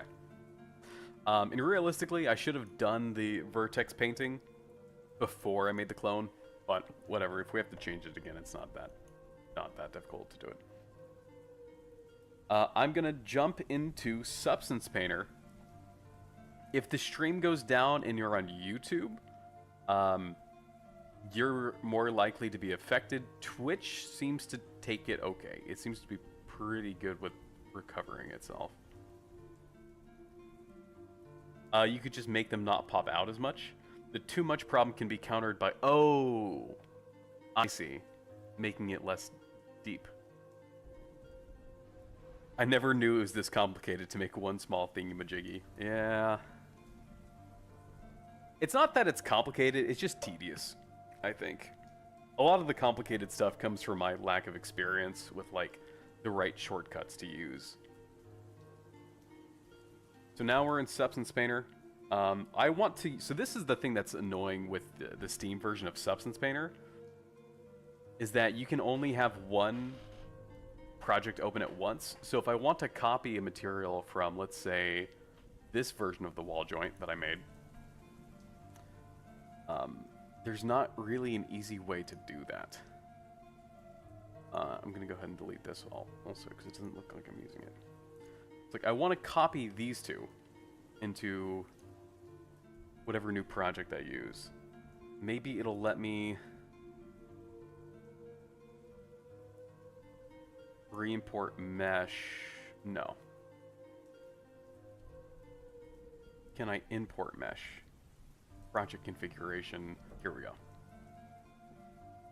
Lab walls. Wall joint ceiling. This. There we go. I'm pretty sure if you don't mark seam or anything in the UVs, Substance Painter will auto unwrap it for you. That could just wind up causing problems. Just a heads up. Make a smart material. Or did you use a smart material to make them? These were smart materials here, but then I modified the smart material. So like I changed the color on it and whatnot. Also, I don't see my mesh.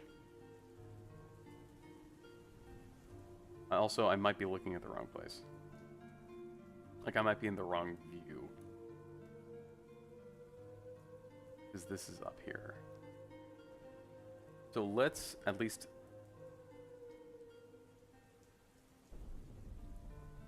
fake mesh maps, ID vertex colors, that's right.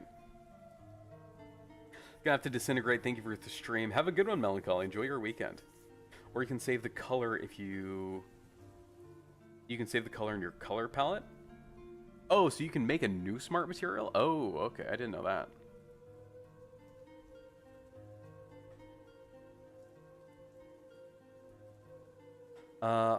The issue here is I don't see it showing up in this.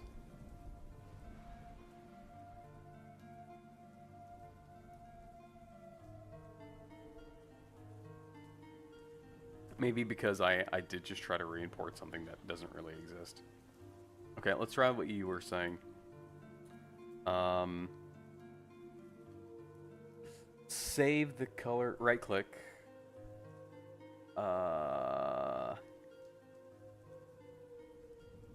Create smart material.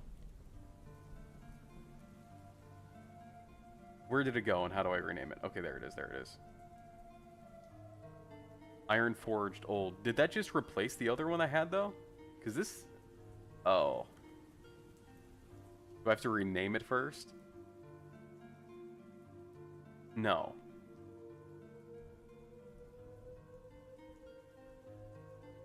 Oh, are there just two now?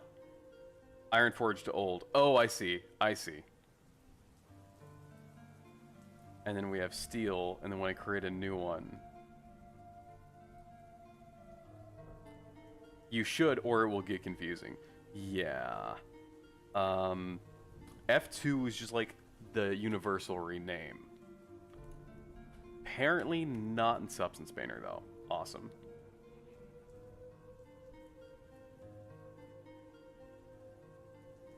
Or do I rename it here?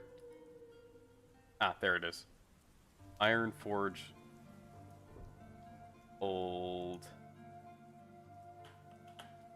Oh, I can't use that. Joint.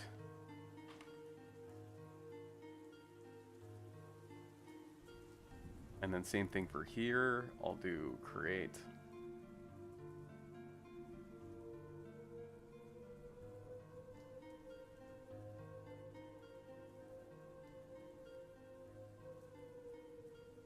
Joint. The group folder name is the material name.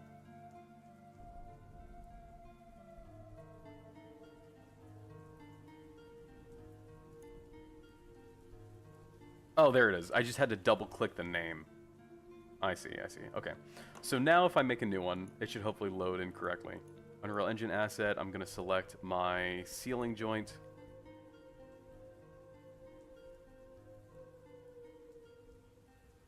I'm going to discard the changes I made there because that just broke the old project.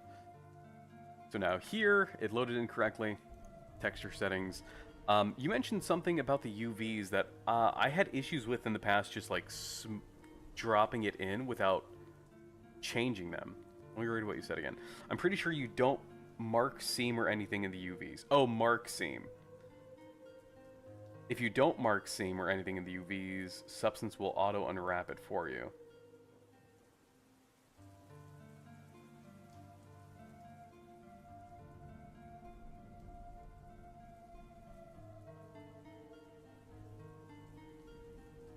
Yeah, well, Substance auto unwrap isn't all that good.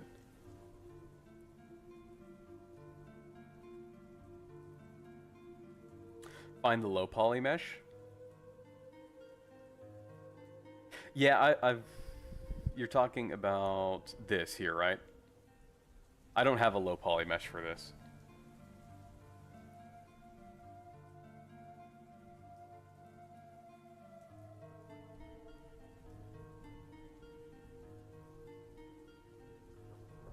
I've done that before, too.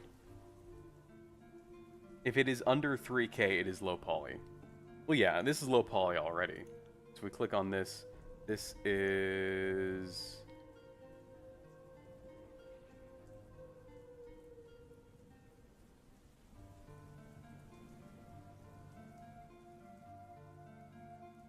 trying to read this. This is 700 phases.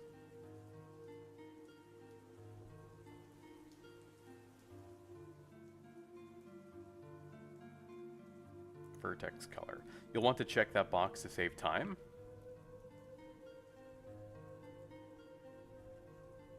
Really? Even if I'm not importing anything else by clicking this?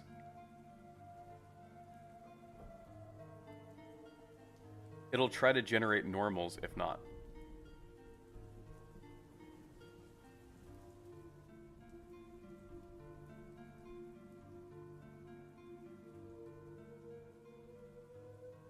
Well, don't I want it to make the normal map?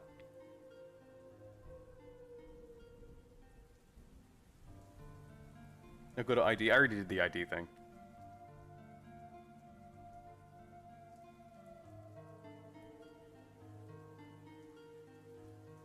Oh, I don't see... Oh, there it is. Steel joint. Oh, dang, yeah. It's not showing up. Not painting over it.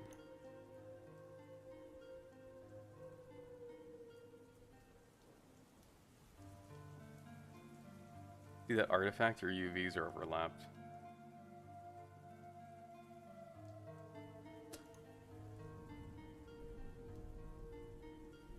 Uh-oh.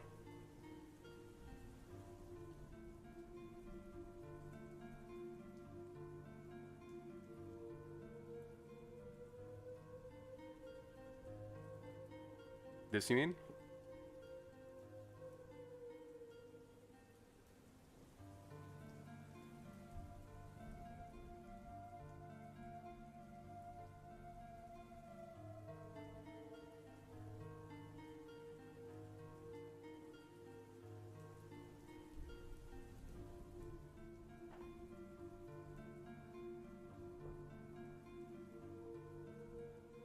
I don't think they're overlapping, but they're definitely close.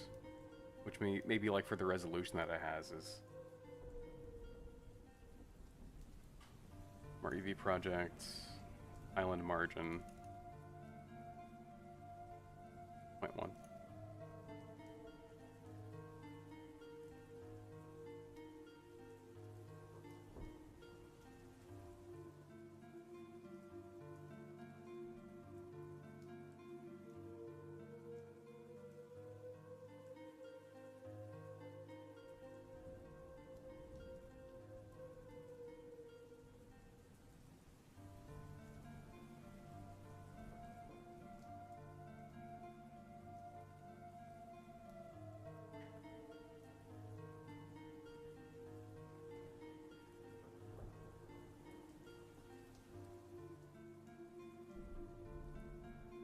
So I still don't fully understand what you're talking about when you say to check the high poly mesh.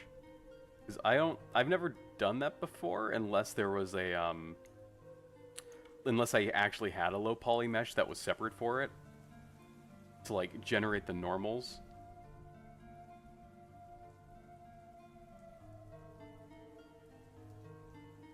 And also, the speed it's taking doesn't take too long. And this just isn't working. I don't know why this isn't applying. Oh, I know why this isn't applying. Color selection is wrong. This is steel joint. This goes there. That's the wrong one. It was there. The other one... Actually, I think that was the other way around.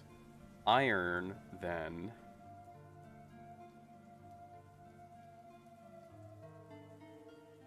Element OP.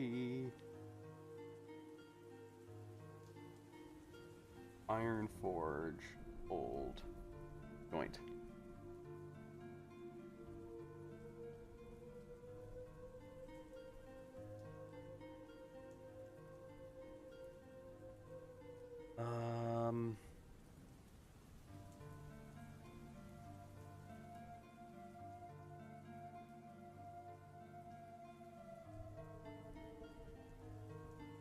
Oh, that's not... Oh, it's not subtracting, I see.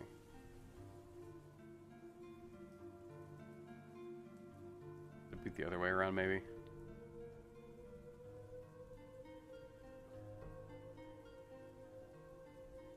I keep clicking the wrong thing.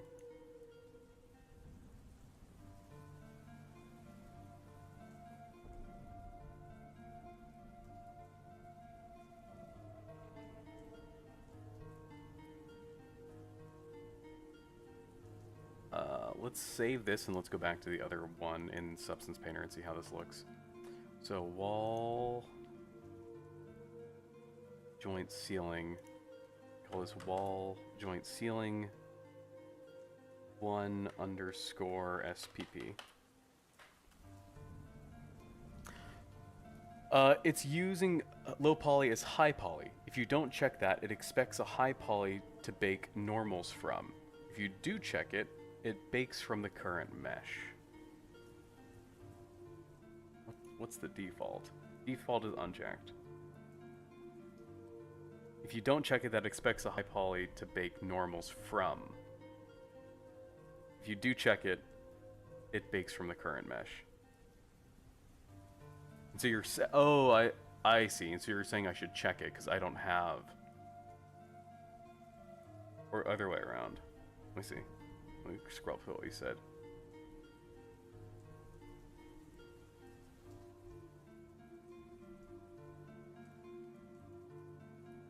You'll want to check that box. I see, I see.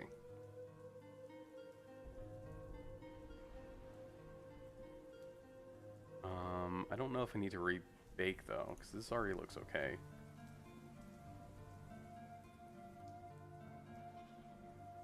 There's some other checks in there.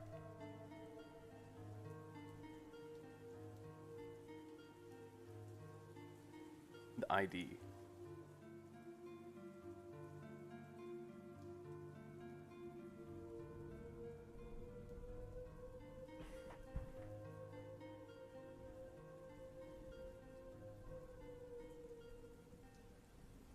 Also, real quick, let me open up that other file so I can compare how it looks.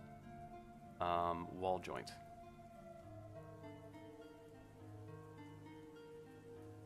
Okay, yeah, so this should be the same. I think it's just the way that the lighting is being applied to it makes it look different. We do wall joint, ceiling, discard.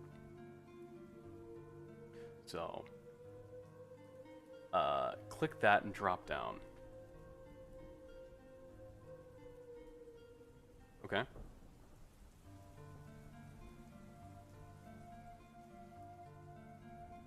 Well, for this one, I need the vertex color because that's how I apply it to just certain faces. Mesh ID.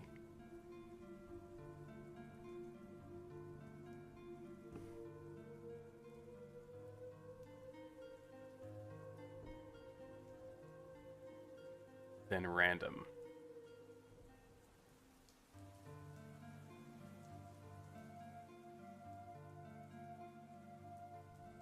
And then bake, you're saying?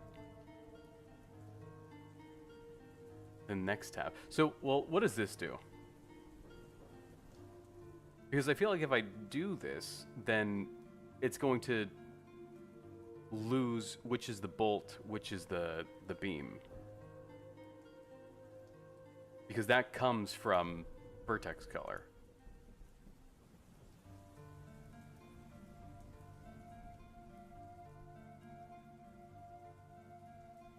Take a look here, though.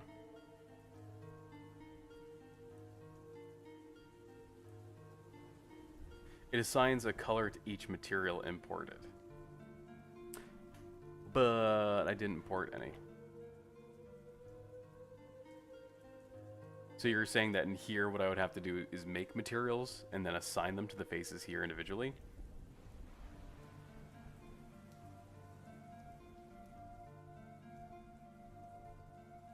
Top tab, slide to the right.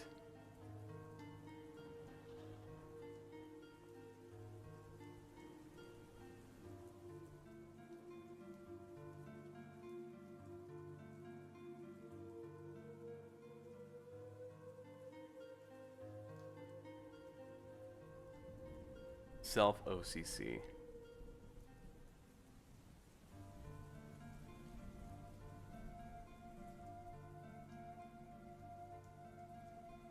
Self occlusion. Same mesh. Also, one sec. I'm gonna get some water. I'll also give you time to type out things. I'll be back in a sec.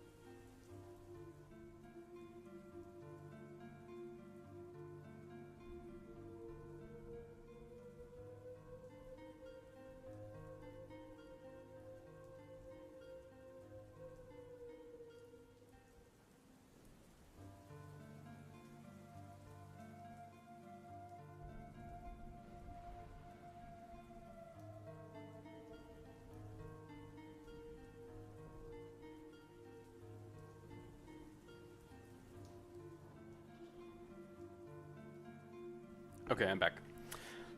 So self OCC only on same mesh. Then curvature, second raise, all the way up.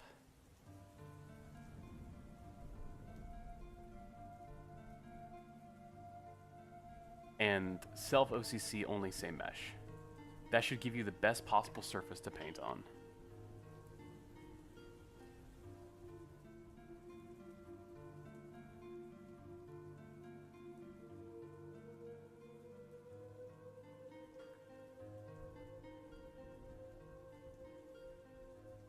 Obviously these are gone because the mapping is gone. But let's do this. Well, we can also just, let's delete this one. Or yeah, let's just start with new.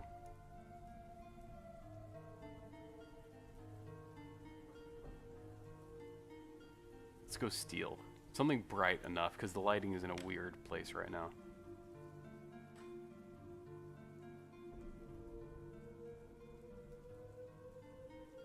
So, if I may ask, what did we do? And if I wanted to separate, like, the bolts from this, I wouldn't do that on vertex color anymore. I would have to go back and assign this to a material that's separate from this.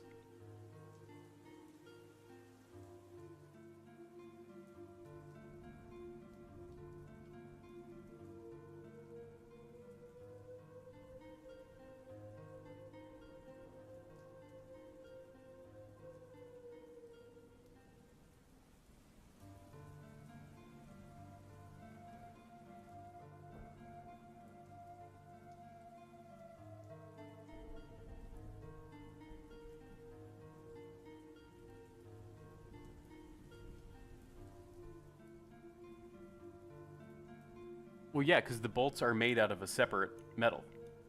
They're combined for the sake of being one mesh. That's why in Blender,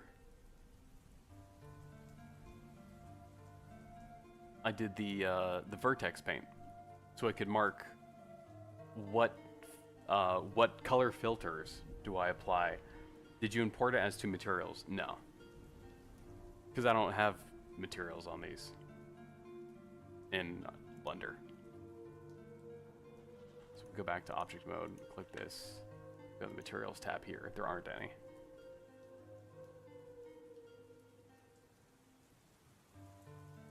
So that was the question, is rather than doing it with vertex paint and then just creating the materials in Unreal Engine with the textures, you're saying I would make, like, assign these to just, even if it's just empty materials, just something for it to differentiate. Yeah, the poly selection in Substance with Peace and Love is ass. Like, if I go to, I also don't know where it is right now. Get rid of this. It used to be like this. I don't know why it's not.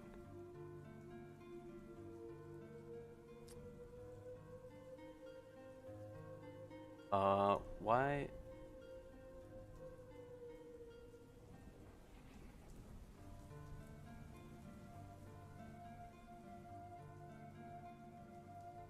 You have to make a mask first.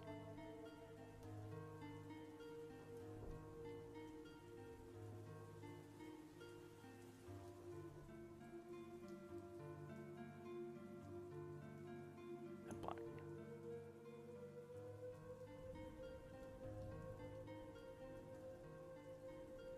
Especially like when it comes to like selecting these, because it also selects things behind it.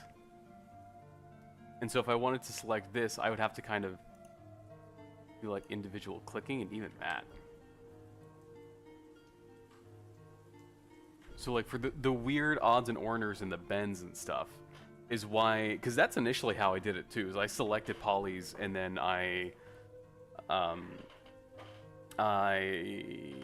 added the masks. But with Blender, I can click one face and then just select linked. and then it selects all of this object together.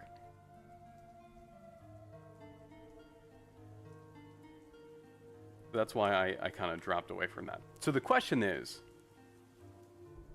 if we're doing a comparison between pros and cons, what does this do? If this is only for, like, the polygroup, like the mesh ID, I'm guessing this is from Blender. Polygroup assigns color per sub-object. So did it try to give it a color?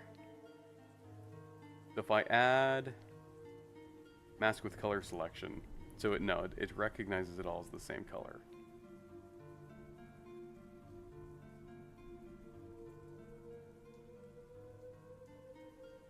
So if I just did vertex color again, the other settings are still there and still good. But now I have this that I can do that with.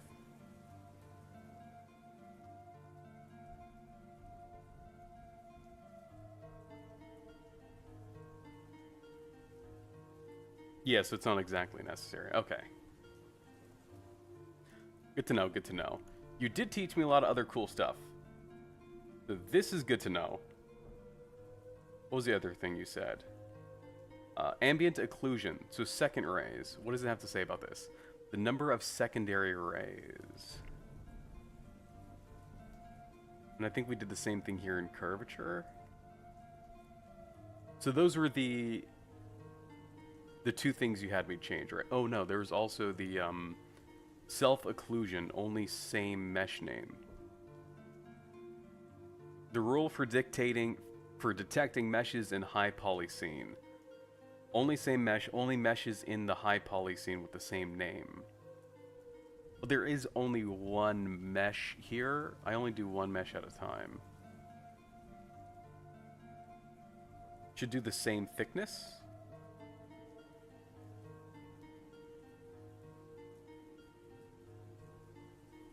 Uh-oh, where is that at?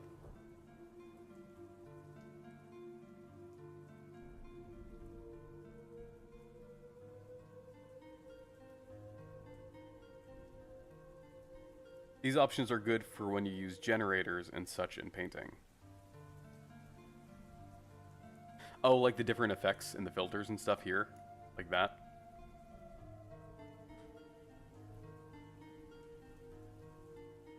Okay, so let me see if I can remember this. Ambient occlusion, maximum secondary ray. Self-occlusion, only same mesh. This, I feel like if I forget, isn't that big of a deal, because they only ever have one mesh in at a time. Not for any reason in particular, that's just kind of my workflow. So secondary arrays bumped up to the max. Okay, sick. The ambient occlusion and thickness is the same.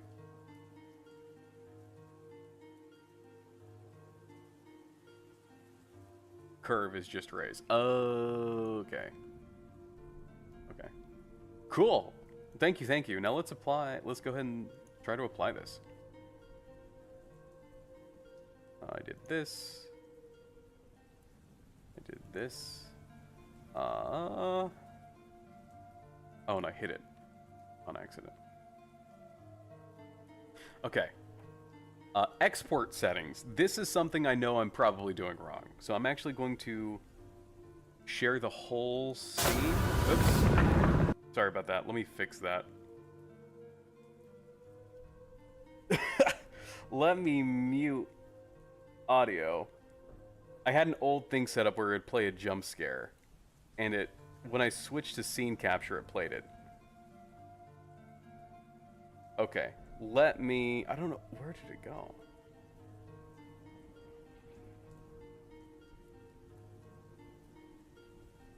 I need to make sure next time, before I start stream and I play around with OBS settings, I fix that.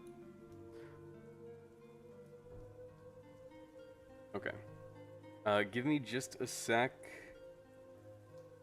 Let me change the output location first, where I need it to be.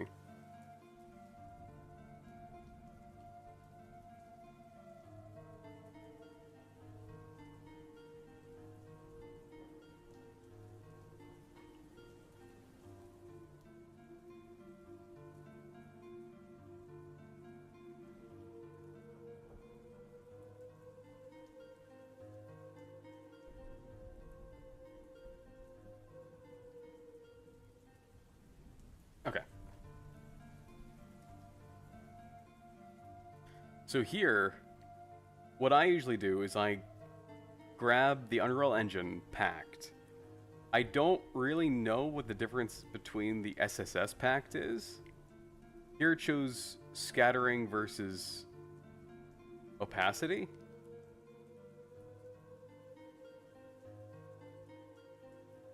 I assume I want this first one. SSS is what you want.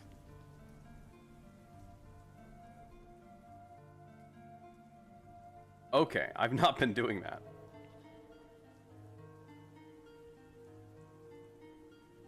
And one of the tutorials I saw them cross out the emissive one.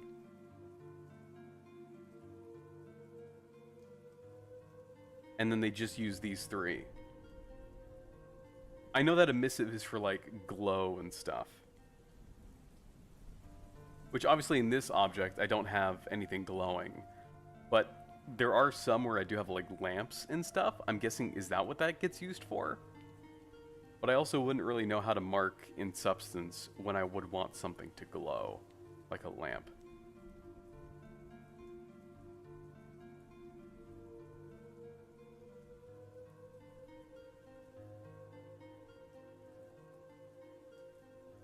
So I can go ahead and just show the full workflow here.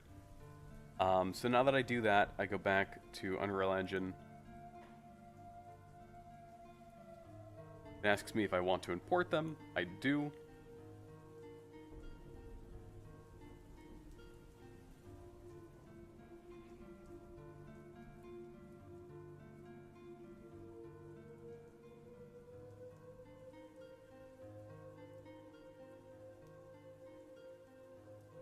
And then I go to where I dropped it, which is here.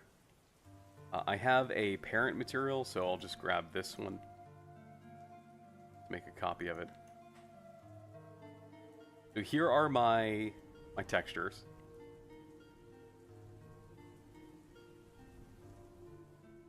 I open this up, and I assign it to these three here.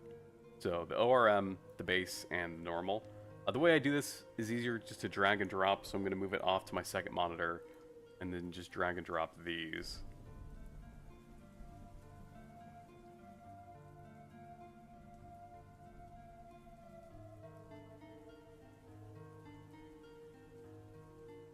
So there we go, that's this. And then same thing, I assign this, it's easier for me to assign this with drag and drop, so I'm going to do the same thing.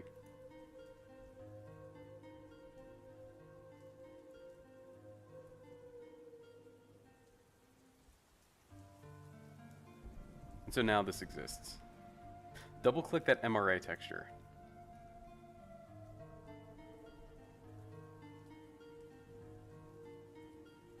I'm gonna sound stupid. What do you mean by MRA texture? Is it this one? Sorry, what was the problem?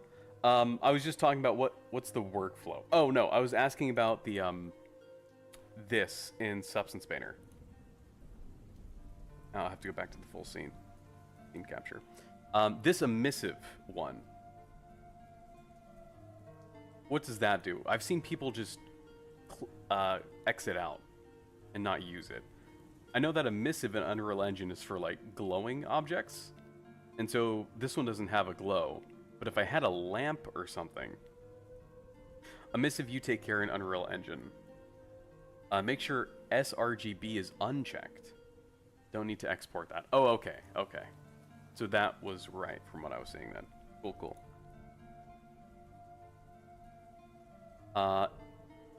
Is unchecked. Okay, so what does this do? Whether texture in its source or sRGB gamma color space can only be used with 8-bit and compressed, this should be unchecked if using alpha channels individually as masks.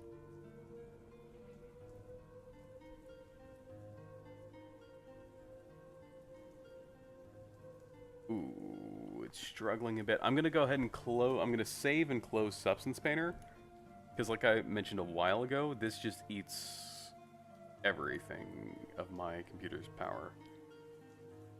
We'll get a little bit of juice back now. So if I drag this into the scene now, Here it is. Makes it linear color. So the roughness and everything is applied right. Okay. So let's see. Good example time. This one I didn't uncheck it. Which is just Lab Walls Variant 1. This is the 2K texture I used. And it was this one, right? The Occlusion Roughness Metallic. You're saying I should uncheck that. Save.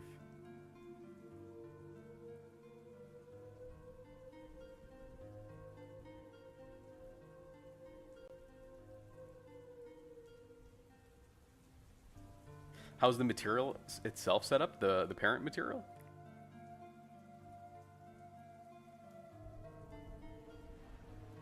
You need to go into the material if you do that.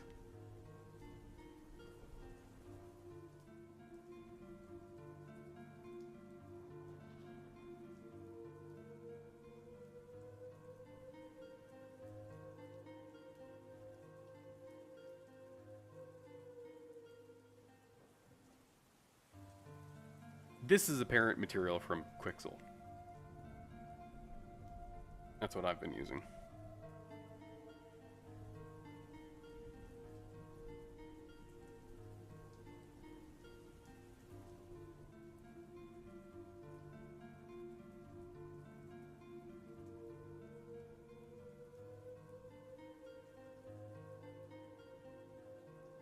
Okay, everything looks fine.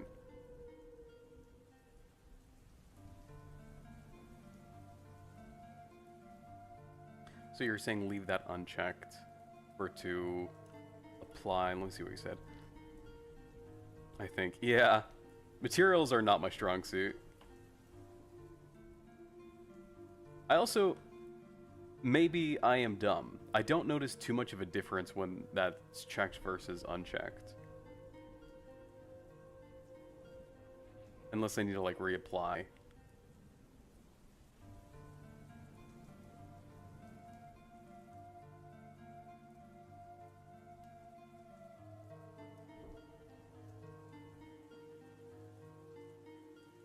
What did you say it did again? So the roughness and everything is applied, right?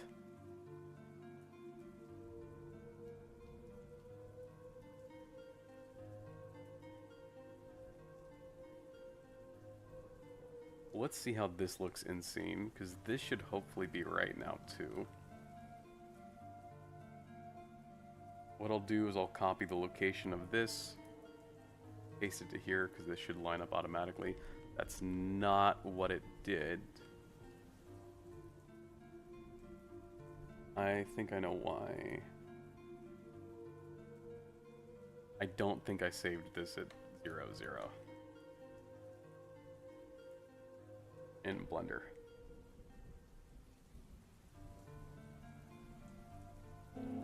If that's checked, it uses full color and messes everything up.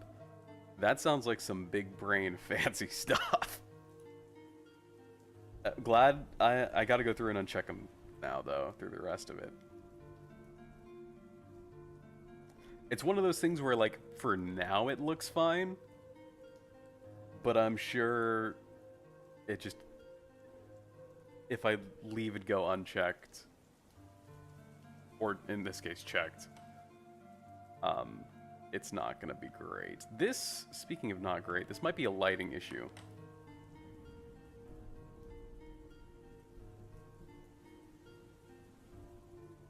Seems a bit dark.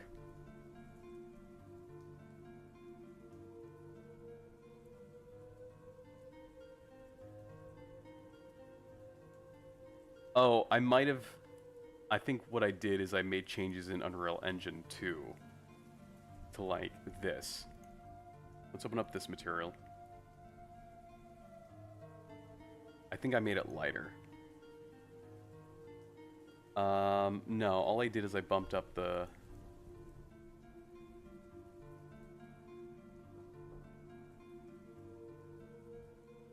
roughness.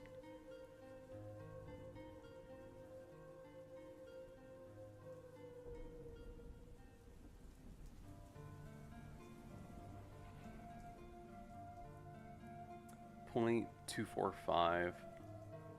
Now, this is the same. I didn't change these.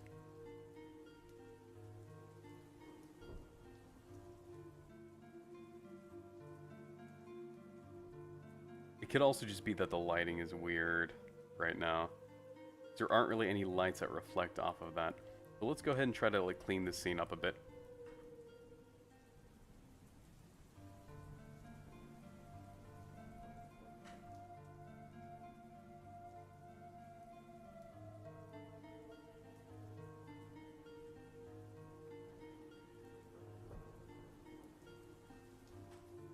MRA is metal roughness ambient occlusion. Okay. I think the way that they call it here is ORM for occlusion roughness metallic. Oh yeah, those are the same thing. You just use O instead of A. Those are all baked into a single map.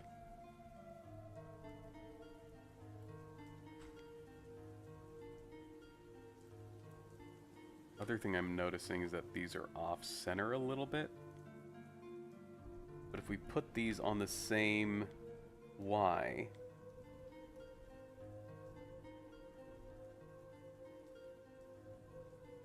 so this might be a little bit more difficult to do.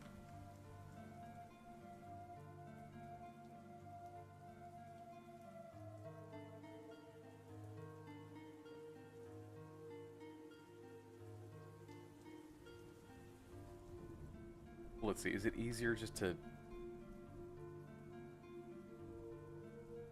Let's clean up some of the mess I made.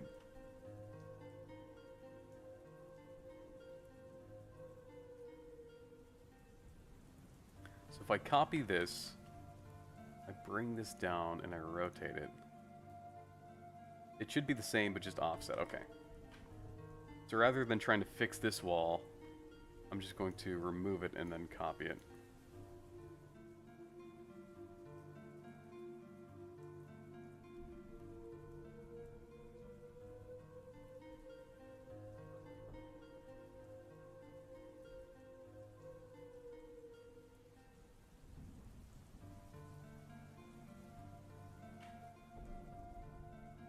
We old people say MRA.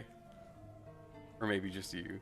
To be fair, everybody kind of has their own quirks. Like, I remember someone was telling me, like, they were talking about programming in SQL one time. And I'm like, what the heck is SQL? I always called it SQL because that's all I always just read it in a textbook or like online. The people have their ways of going about things.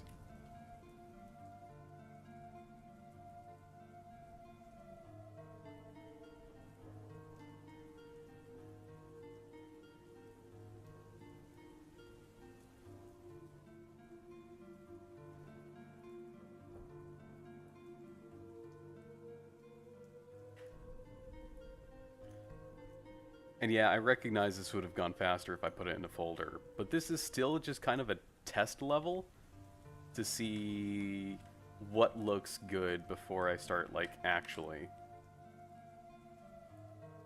making the scene.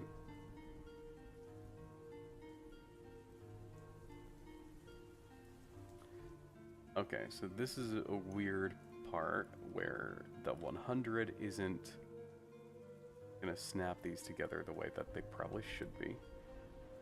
Fine. Let's reduce this by, let's go 50. There we go. This hallway's a bit shorter than I think I would like it to be, but it should be hopefully good enough for testing. Let's go ahead and get rid of this wall here, because it's kind of overlapping in a way that I prefer if it wasn't there. Same with this, a little too close. Let's get our lighting correct.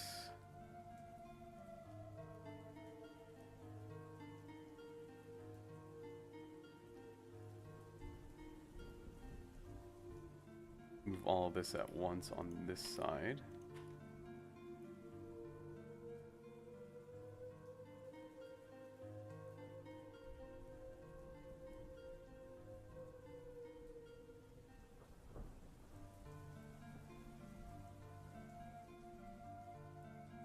Good.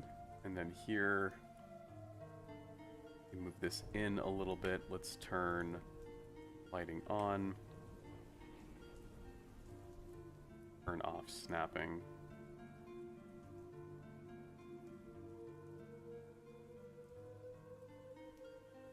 There we go.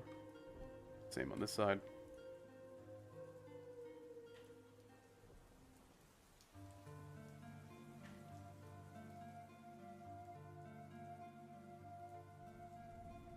And I messed up because this is offset a little bit.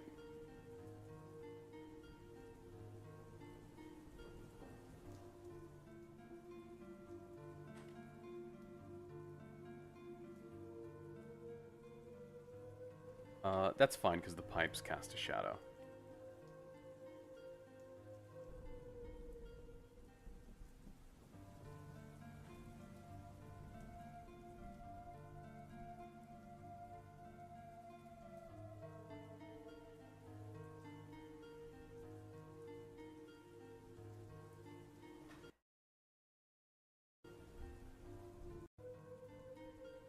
So let's see if I did have lighting on that.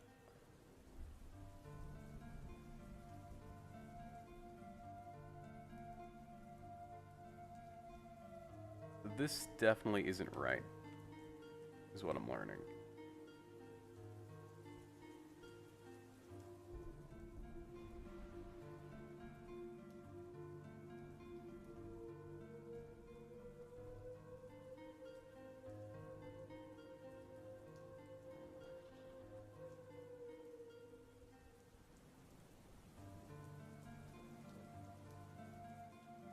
So let's open up Substance Painter and figure out why.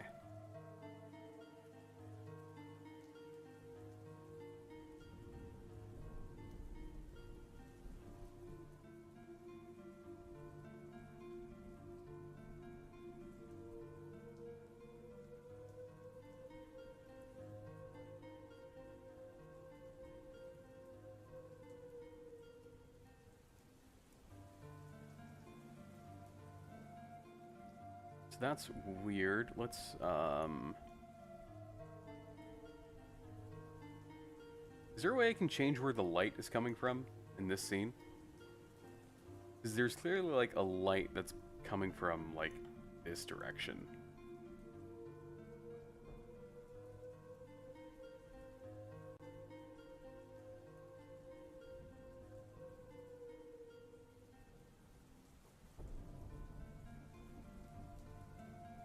Even then, there's like a weird clipping that's happening in engine that I don't see here.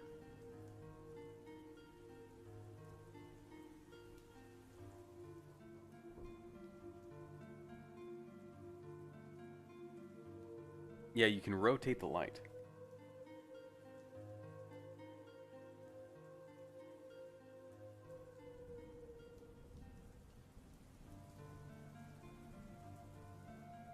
From the UVs getting mixed up. Alright, let's go back to Blender then and make sure that it's right. Because I remember I had to re-import it so that it was here.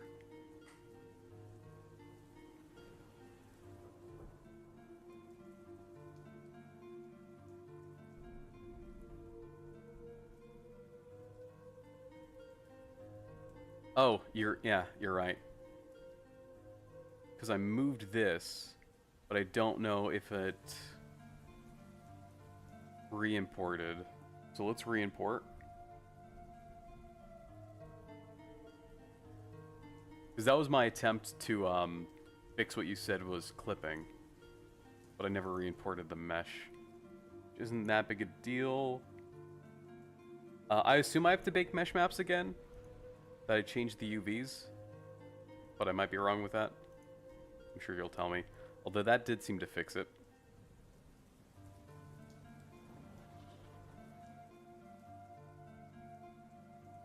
And then I just re-export the textures to the same place. SS packed. I don't need the emissive. And export. And then Unreal should hopefully just prompt me to update. Yes. There we go. That looks better. That looks way better. This still is a different material? Oh, did I swap them? I think I swapped them. The bolts were darker. The body was lighter. We just go back to Substance Painter and change the color masking.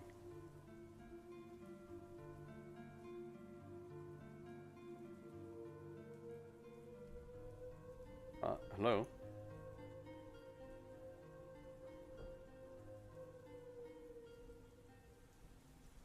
You should be green. You should be blue.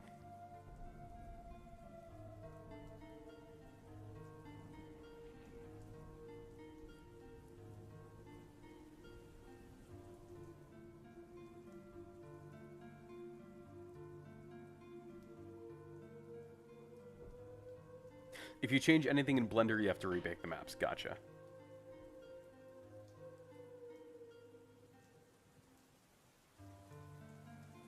There we go. It's still...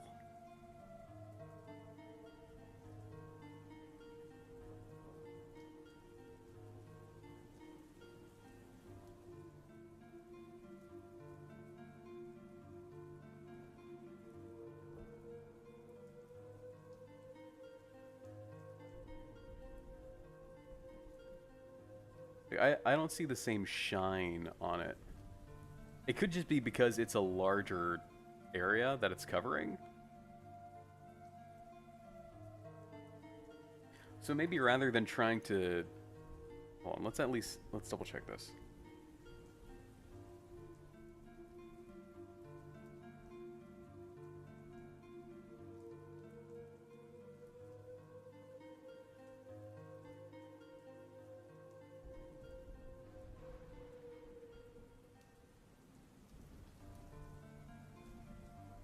Need to invert the dirt map.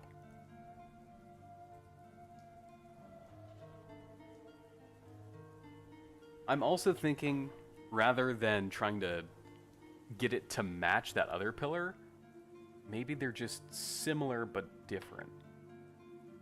So rather than using... Because I think... Let me look at this again. I think the bolts look okay. They're just not all that shiny, which I think is fine. Especially because this is somewhat far away from what the player's looking at.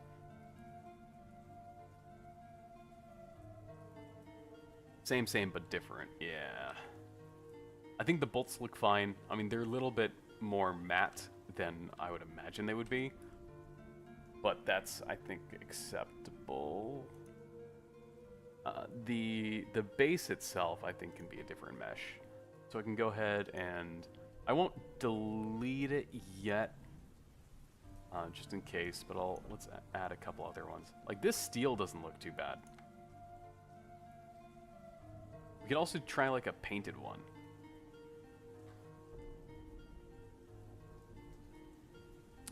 Like maybe like a bluish paint.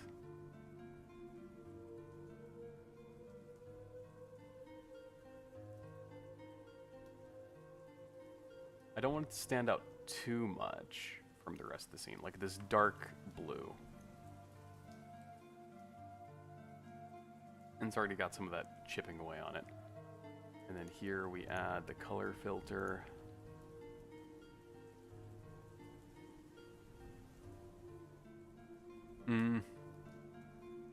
That might be a little bit too matte of a color. Let's see.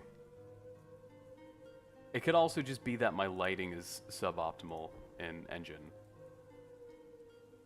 Even though, like, for this test right now, I just have the light shining directly on it.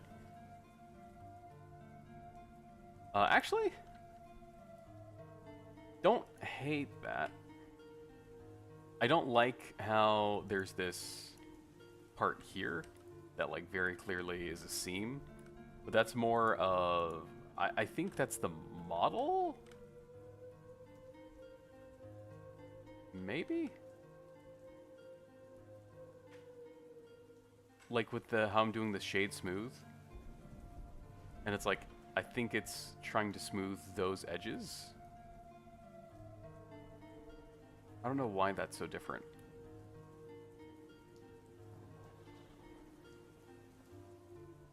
Like, I would want this to be sharp.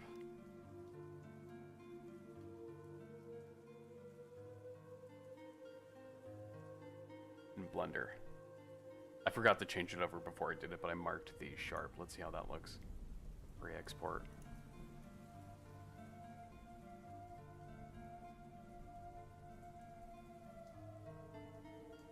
Okay, there it goes. That was it. You can hook in a multiply to adjust the roughness. The parent material has it to where it's just a slider, which is nice. So let's go find that. Wall joint, we want... Oh, I didn't rename it. Let's rename it so it's not wall joint ceiling. And then make it a little shiny. There we go.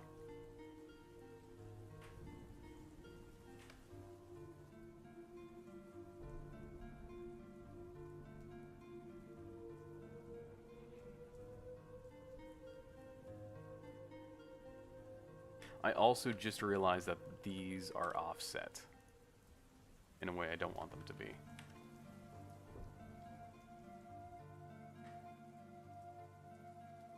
Was it Control Shift? Nope, that wasn't it. Alt Shift?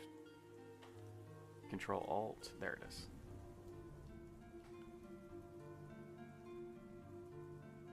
Don't want all of that.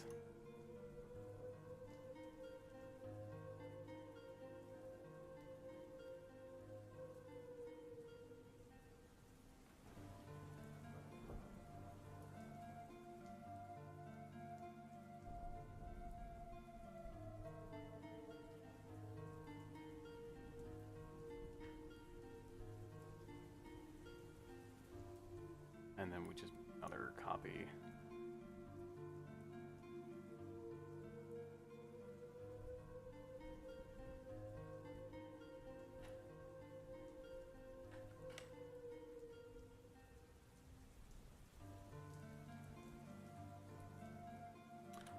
All of these are a little too high up. I might want to make a new mesh for the ceiling, because right now I'm just using the wall, but rotated and with a different material. So it's not, it doesn't have the blue paint on the bottom.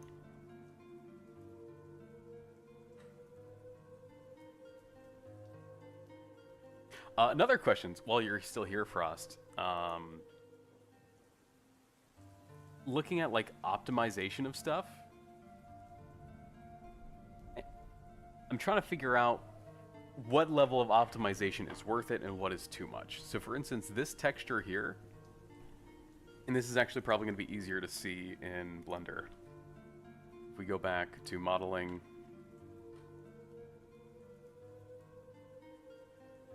so if we look at the UV map on this, whoops, it didn't change it.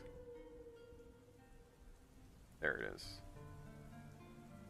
You can see that it's only covering a very small amount of it. And so the texture is really only this. But like it fills, you know, Substance Painter will just fill the rest of that with noise. Is it worth trying to pack multiple textures of different meshes into this? Here? Or is it just like realistically not worth that amount of effort?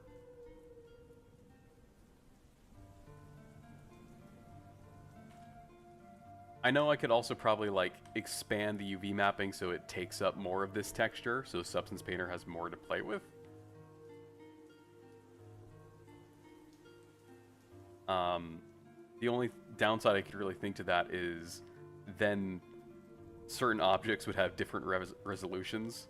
Like this one bolt would, you know, take up more of a texture because it's just a smaller object overall than like this wall might have, as opposed to everything being a little closer to uniform.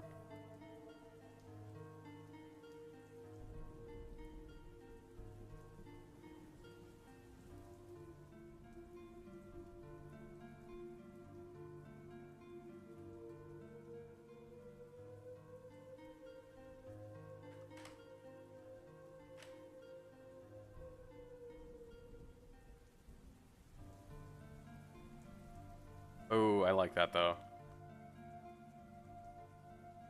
Maybe I could maybe do something else with the ceiling. But I am liking how that's looking. This might be a bit too narrow. I might...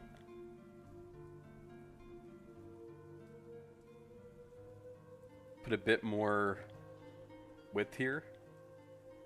Depends. The texture map itself with a lot of empty space is nothing. It's only going to render what the UVs are on. Yeah, I understood that. It was more so just like, is it worth... Oh. One sec. Let me close Substance Painter because I'm... Anytime the music stops, that's my cue that the computer is struggling. I should also just have FPS always on.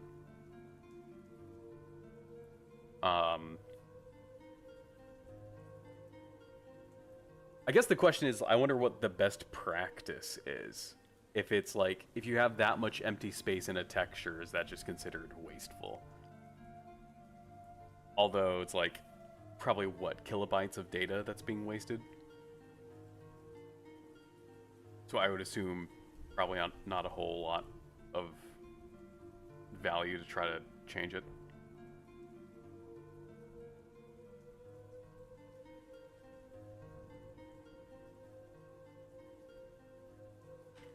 Yeah. Also, I realize that these aren't correct here.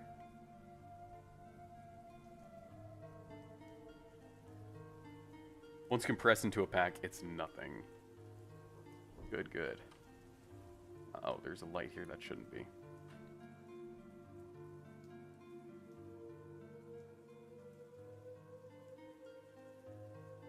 Okay, and then this is also nothing.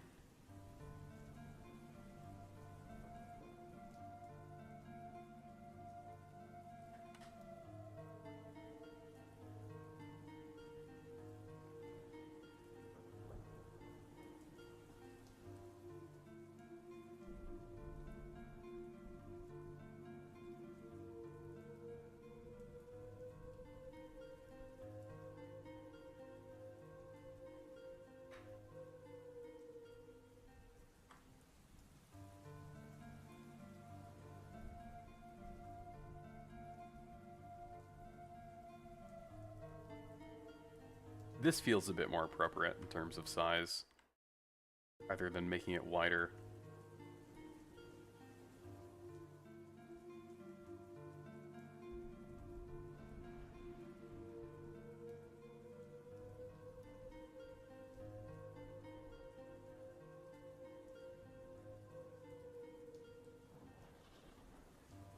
I do kind of like how things are starting to come together. I might tweak the colors a bit. That blue and the shininess, maybe that stands out a bit too much. It's one of those things where I think I have to sit and stop looking at it for like half a day and then come back with the fresh new set of eyes. I'm also trying to think, what else can I do to the ceiling? Like, is this too bland? Is this something I can maybe just slap a decal on in Unreal? Lagging? Yeah, I'm noticing that too. I don't know what's causing that.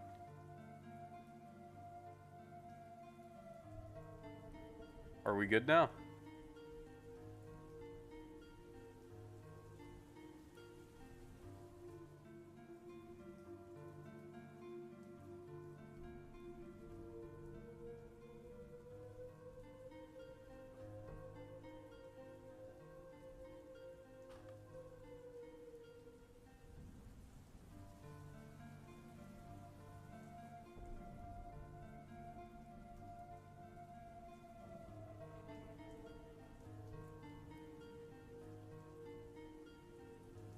Yeah, still buffering? Okay, shoot. Let's do this.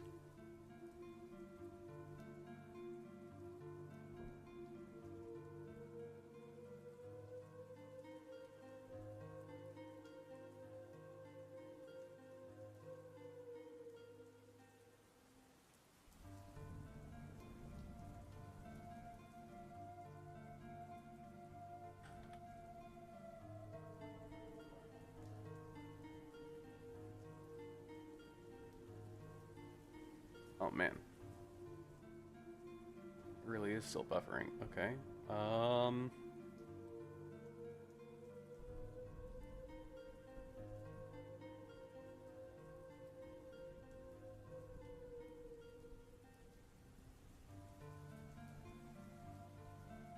I don't know what could be causing this. I wonder if it's YouTube.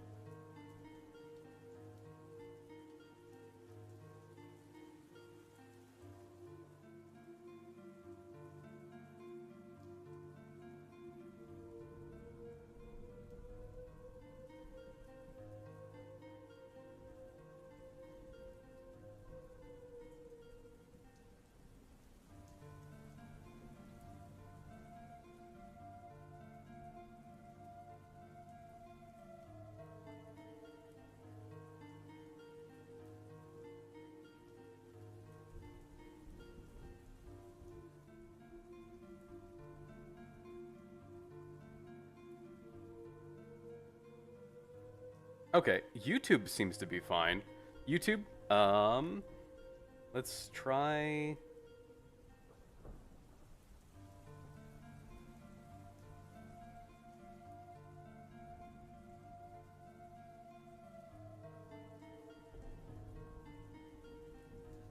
Try this. Okay, there we go. I think OBS just died on Twitch. YouTube seemed to be fine the whole time. Let's see if I can hear myself. Okay, Twitch seems to be okay.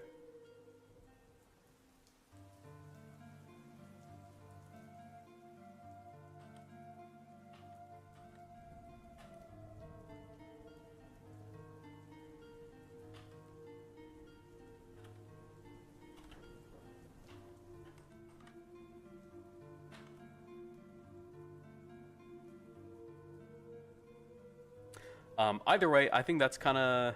Okay, there we go. I see more people back. Twitch seems to be back. News the ad. Yeah, I don't know what causes that. It could be that... I don't know. I'm tempted to blame Substance Painter, and then it just put OBS in a weird state, and that after a while it just kept... Like,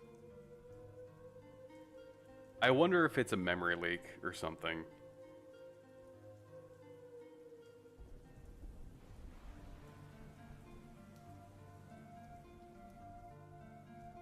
I'll be wrapping up shortly, but let's go ahead and do a quick overview of what we did today. And take a look at it again.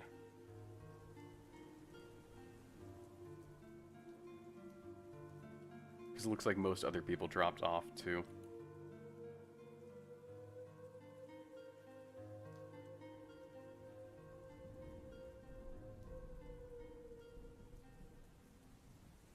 You know, you're still using the 2023 Substance? Oh, I'm using the most recent. It's like, I think you still get updates for a year when you buy it on Steam.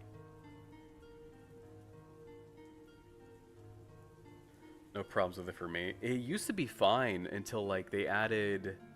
It was, like, an update towards the beginning of this year. And it just, like... Keep in mind, I've got a... Like, not trying to gloat, I've got a 5080, and it's still...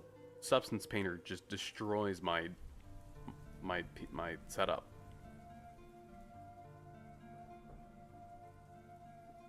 To be fair, yeah, I'm running OBS, GIMP, Unreal Engine 5, and Substance Painter. But, still. Didn't have this issue before. No, the bot didn't catch that. Oh, it did. Okay, good. Here's a...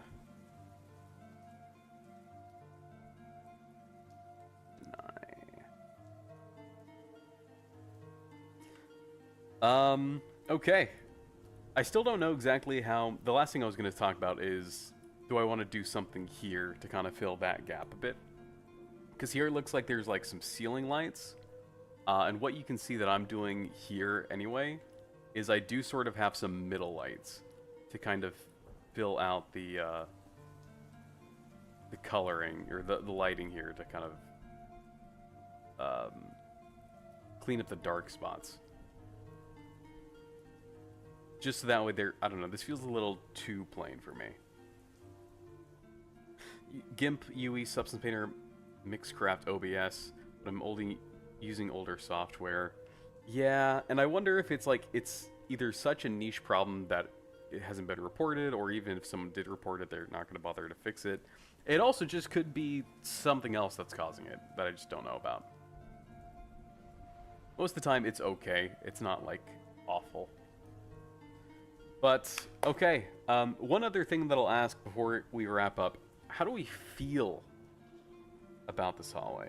Blender is pretty heavy. Oh, maybe. I don't know. Blender seems to work pretty good, too. How do we feel about the hallway, though?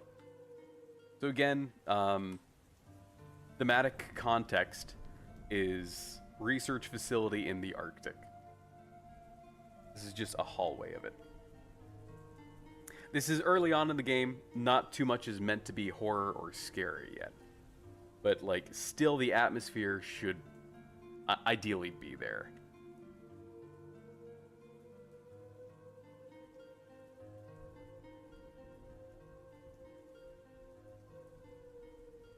I wonder if I can... I might have to fix the scaling in Blender, because this hallway seems a bit too big. Move this up a bit, though, so we can get the painted walls. Oops, too much.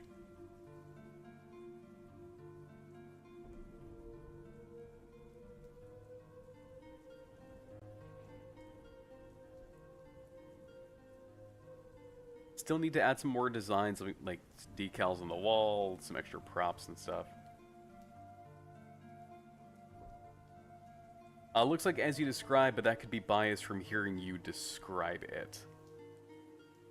Fair enough. I think there will also be enough thematic context that tells the player, hey, this is where you are, when other parts of the scene are done, or even just like opening monologue or whatnot. Do you have a mood board? Or winging it? What's a mood board? Like planning things out?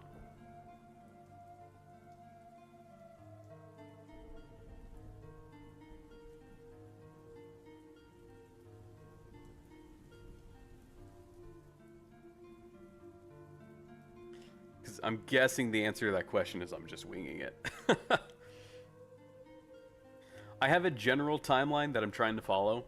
Ultimately, I do this as a hobby, so structure is good, and I like structure, and I like to add it in where it makes sense, especially if it helps me keep things in the long idea. Just like a Blackboard idea of how you want the environment to be. Oh. Not exactly. A lot of it is... I would say it's like 70% winging it. I've got a pretty good idea. So there's this reference that I've been using from Resident Evil. There are a couple other references that I have. There's another scene that I did a while ago. This is what roughly I want the environment to look like.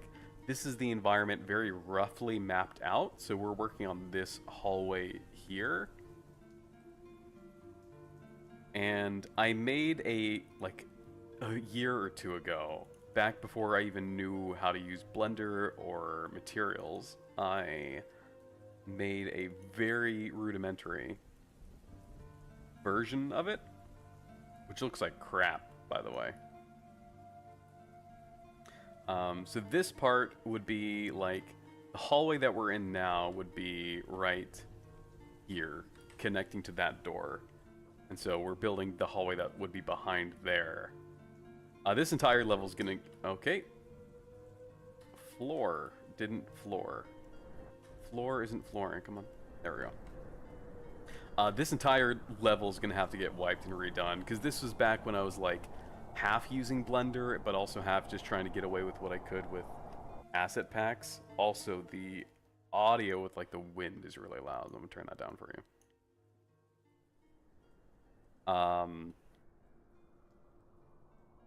And so it's like these are all just fab assets. I'm just like throwing props where I think it might be applicable. There's like a computer terminal here.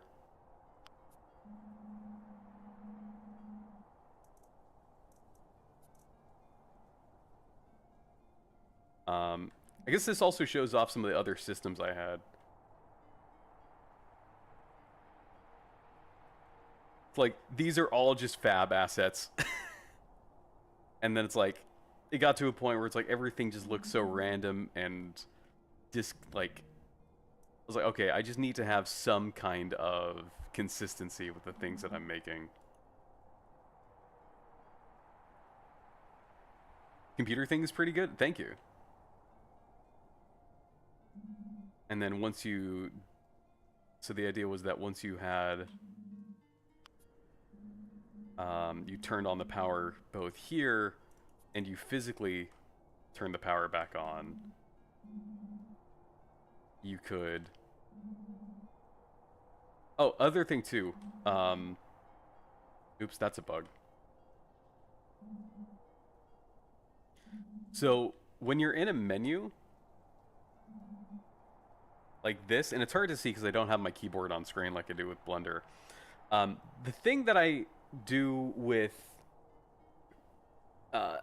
interfaces and game design with this, whenever a player, I'm watching streamers play like a horror game and they're in a menu of some kind for interacting with a puzzle or whatnot, and then something scary starts chasing them mid-interaction.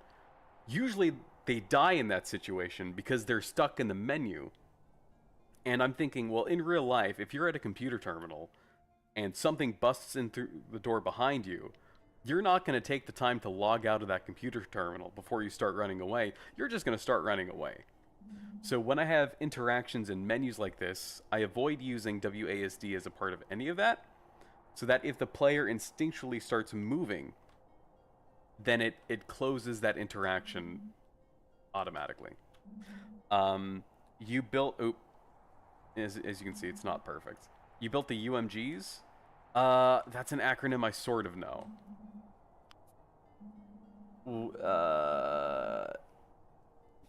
Could you remind me what it was?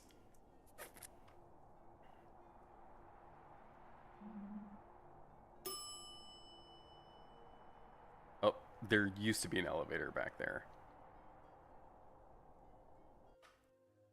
Just like the interface for the computer. Yeah. That was actually kind of fun to make. I can show it. Because even like... Oh, there's no easy way for Unreal... Oh, shoot. To do that text scroll thing. I don't know why the... Like this. Where like the letters show up one at a time. So I kind of had to make that. I think I had it in my template content UI. So like the settings menu uses the same thing in game UI, terminal UI. So what I had this do is I had it like scale the image and the buttons like together on opening. So like when it's created, it does that scaling thing. Oh, no, that's the on a return. Here goes. On event construct. And then I had a macro that, like, loops through and appends one letter to the screen at a time, which is a mess, mind you. Like, this is as disgusting as it could be. I couldn't think of a cleaner way to do it back. This is like, what, 2 years ago I think I did this. Uh-oh.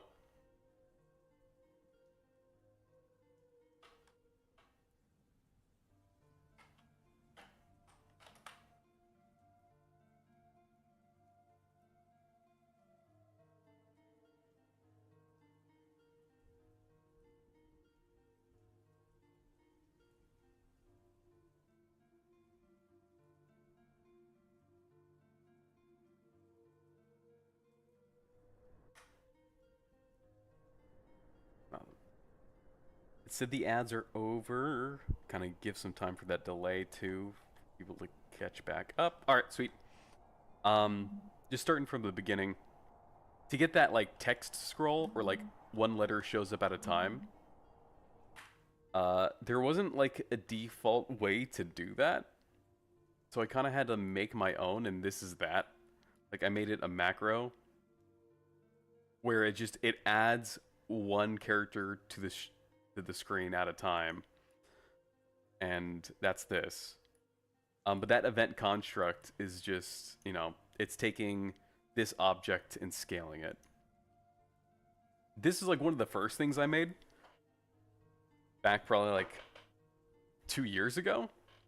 So I want to revisit it and clean it up a little bit, because for whatever dumb reason, I had decided it was a good idea to use like one widget for everything. Because that means I could just have a bunch of switch statements in there. And then I'm like, well, that's stupid. I'm just going to use an interface instead. And so I've been using interfaces for a lot of like my interactables and whatnot. Which means I kind of had to like go back and refactor all of my stuff so that it uses this interactable interface that I made. But now, like, I can make unique objects and widgets that just have the interact function in it. And it's a little bit easier. But I need to go back and update a lot of that. So, which is fine. This scene is just ultimately not going to be used. Oh, this is also where I was testing my my AI. So there it is. So this one, she's just wandering around. She'll chase you until she breaks line of sight, and then she'll go to the last place that she saw you. And if you aren't within line of sight when she gets there, she just goes back to her wandering path. And the other thing too is that there's music. So like if you place a music box, she'll follow where the sound of the music is at her same walking pace. But then she'll prioritize sight over sound. So if she sees you holding the music box and you drop the music box, she'll ignore that and chase you instead. When she loses line of sight with you, and the music is still playing and it's within her hearing range, she'll go towards that music. Which, oh boy, like you said, going back and finding a better way to do things, yeah, 100%. Let me show this, and then this will probably be one of the last things. Content, it's in level prototyping, and I always forget my alphabet. There it is. Navigation system. So there's Hunter 1, which is the old system, which is awful. So if we go to the AI controller, because I did all of this in the AI controller, at first you can see I was trying to like be clean about how I was doing that. Like, okay, if audible, else line of sight, and then alert AI to the player has been spotted. And so I did all of this so that the line of sight thing worked. And then I was like, okay, well now I want to add the sound to it. And then this was me trying to get the audio thing to work. And it did work. But as you can see, this is not great. This is awful. And that's just 2 different stimuli. I want a lot more than just 2 different behaviors for this bot to have. And so I was like, okay, I need to completely redo this. And so I did. So here's the new Hunter controller. This. I cleaned it up to just this. Obviously that's not where all the code is now, but like here is the blackboard, or I guess more importantly the behavior tree is what we'd want to look at here. And so there's probably a better way to do this, but I have like this interrupt, and then I have this each of these are the nodes that I made in C++, these. And so when I want to add something new, I can just like copy one of these node classes, program in through C++ what I want that new behavior to be, and then I can also just say, what is the priority of this behavior? And then I can also just add it to its, there's an enumerator here that controls it. And then when I make that, I just add it to this list of sequences here. I hate Blackboard so much. Yeah, it's disgusting. When I was first trying to refactor all of this, I was trying to see, is there a way I can do this without using a Blackboard? Like, just raw C++. And it said, you probably don't want to do that. So, oh yeah, spaghetti. Like, Italian restaurant levels of spaghetti. So, yeah, a lot of refactoring and cleaning up. And so that's that's the reason why I've been working on this for about 2 years now, and there's not a whole lot that's playable, because it's not that nothing's been getting done. I've been doing a lot, but it's a lot of getting better at one thing and working on that. Because just like how it was easier to now add new behaviors to this in C++, I found that it's better to learn how to do things the right way and build it in a way that's scalable. That's the biggest one, making it scalable. And then doing that from the beginning. And so that's what I'm doing. So that's why I spend all this time in all these C++ classes, just so I can make things scalable. Because I don't want to have to worry about it. Same thing with this. Like with setting progress, I used to have like, oh, breaker is active and the lights are powered on. Now I just have an enumerator, and I made a map out of this enumerator. I'll have to rename these so it's a little more accurate. It's like what point the player is in the game. But this is now how I'm tracking progress, rather than just having a whole bunch of different booleans and all that other stuff. All that other stuff. The only other thing that I think that I have worth showing, I know that this will be the last, I keep saying this is the last thing, but it's kind of nice even just to refresh my own brain on the things that I've worked on. Like, part of the game is little Phasmophobia-esque, just over a year into your own game. My mech game is like 4 years now. Mostly because I'm not working on it, but still. See, it's fun to just kind of go at your own pace and do things the right way and not feel rushed or pressured to pump something out that you're not happy with. Also, thanks for the follow. I just saw that. Same to you, Pearl, Pair Games.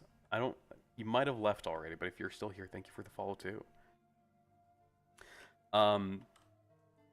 So part of this game is kind of Phasmophobia-esque, where it's like the stalker enemy is also one that you're meant to study, and this is kind of how you record your data on it. So like, let's say there's 3 different ones, and so I had to make a system where it's like there are attributes that you apply, and I need to like make this text a little less yucky, but then you can like assign it to this guy. So like if we remove these, I can then say, like, when the aberration comes into contact with fire, it'll like all attempts to avoid it. You'd be like, oh, this first one I saw did that. And so I would say, okay, this is true for this creature. But then, oh, you guys can't see this. There you go. So there's all of these terminals, and it's like just designing it in a way that's to be as intuitive as possible. But it's like, you're studying these animals, and so here's this one. And then you have a list of different possible things that it can and cannot do. And so here's the one that we just mentioned, the interaction with fire. Like, okay, well, this first one that we saw did act this way. So we add it to its list of behaviors. Even just these menus, there are so many edge cases I had to check for debugging. Like, let's add 2 of these together. And if I want to unassign, I need to click one, but I shouldn't be able to click 2 of them at the same time. What happens if I click one, move to a different file, then come back? It's like all of these different things just to make sure that I can correctly get this to assign and unassign without causing any issues. So that took a while. And then there's this mini map. So part of the reason why it's all grid based is because the rooms, kind of like with Lethal Company, can be procedurally not generated but configured. Because the rooms themselves I design beforehand. And the generator has a list of all of those room objects, and it decides, well, how do I want to configure these rooms? And by making it grid-based, it can generate a mini-map based on where those rooms are. And then you can see each room has a camera in it that you can watch.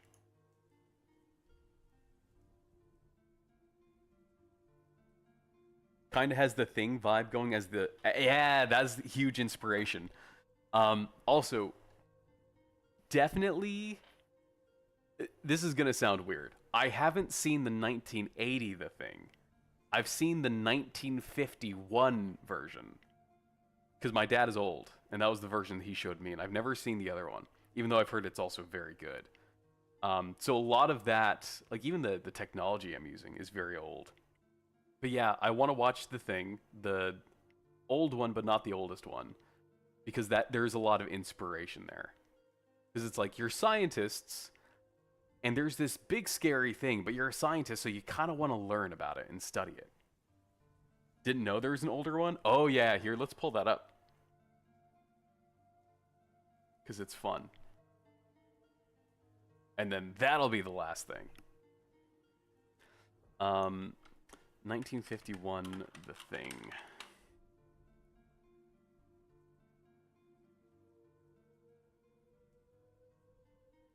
I don't think this will be DMCA'd. It's a 1951 movie, but I'm not going to obviously play the whole thing.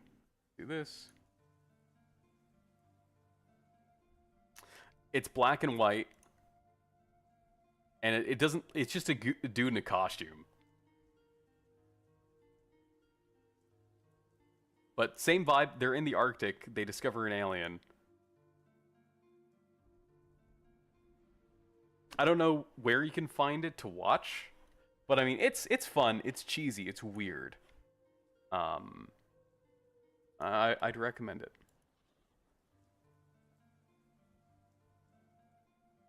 The newest one is garbage? Yeah, that's what I heard. I haven't seen that one either. I like the concept of the old new one, so the one in the middle, because now there's three.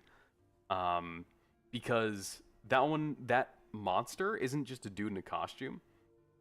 It's like, its very nature is supernatural, which I think is really cool. Kurt Russell, that's the one I was thinking of, yeah. So I think that's the 1981. The Thing... 1982, that's what it is.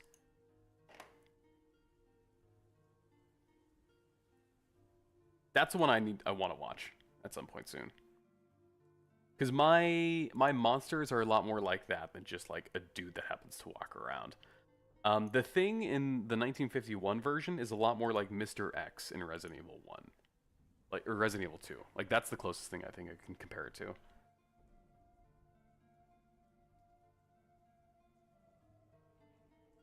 That movie spooked you as a kid.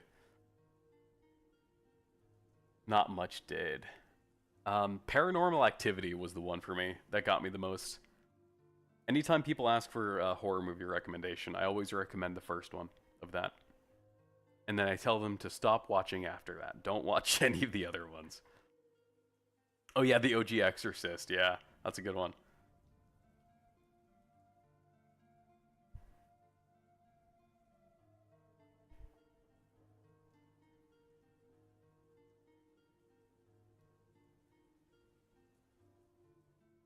So many good horror movies. I haven't seen...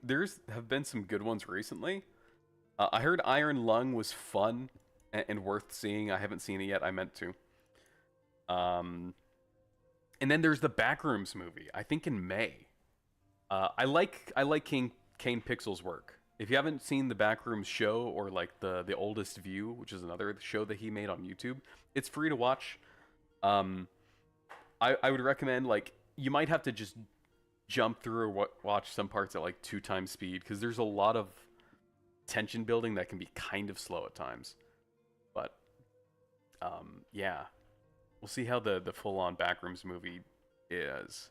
I'm excited for it.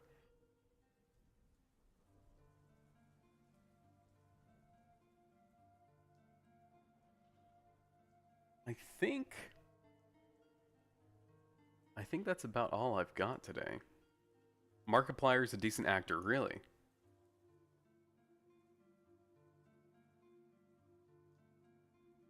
I think he can pull it off. I heard that people had a hard time separating his acting from who he is as like Markiplier, but I feel like if you're just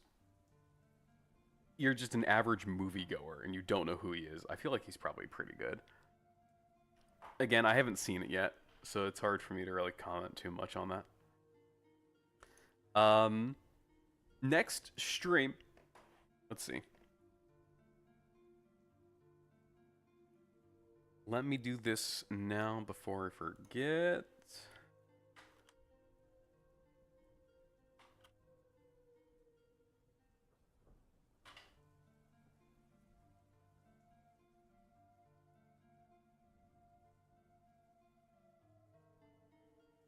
If you're in the Discord, which you don't have to be, easiest way to follow me or to follow the stream if you want to catch it next time is just either subscribe if you're watching here on YouTube or follow if you're on Twitch. And then if you happen to be looking for something to watch, I'll probably recommend it to you. If you're in the Discord, there is a schedule tab or schedule channel that updates to your local time zone when I will be live next. The weekends I usually stream at the morning my time, which is 11 PT. During the week, later in the evening after I'm off work at 7 PT on Monday. So that Monday 7 PT is the next one that's in a couple days. Otherwise, if anyone is here now, I will see you in a week. Other than that, I hope you all enjoy the rest of your Saturday, enjoy the rest of your weekend. And if I don't see you on Monday, have a good week to follow. Thank you all for dropping by. Thanks for all the comments.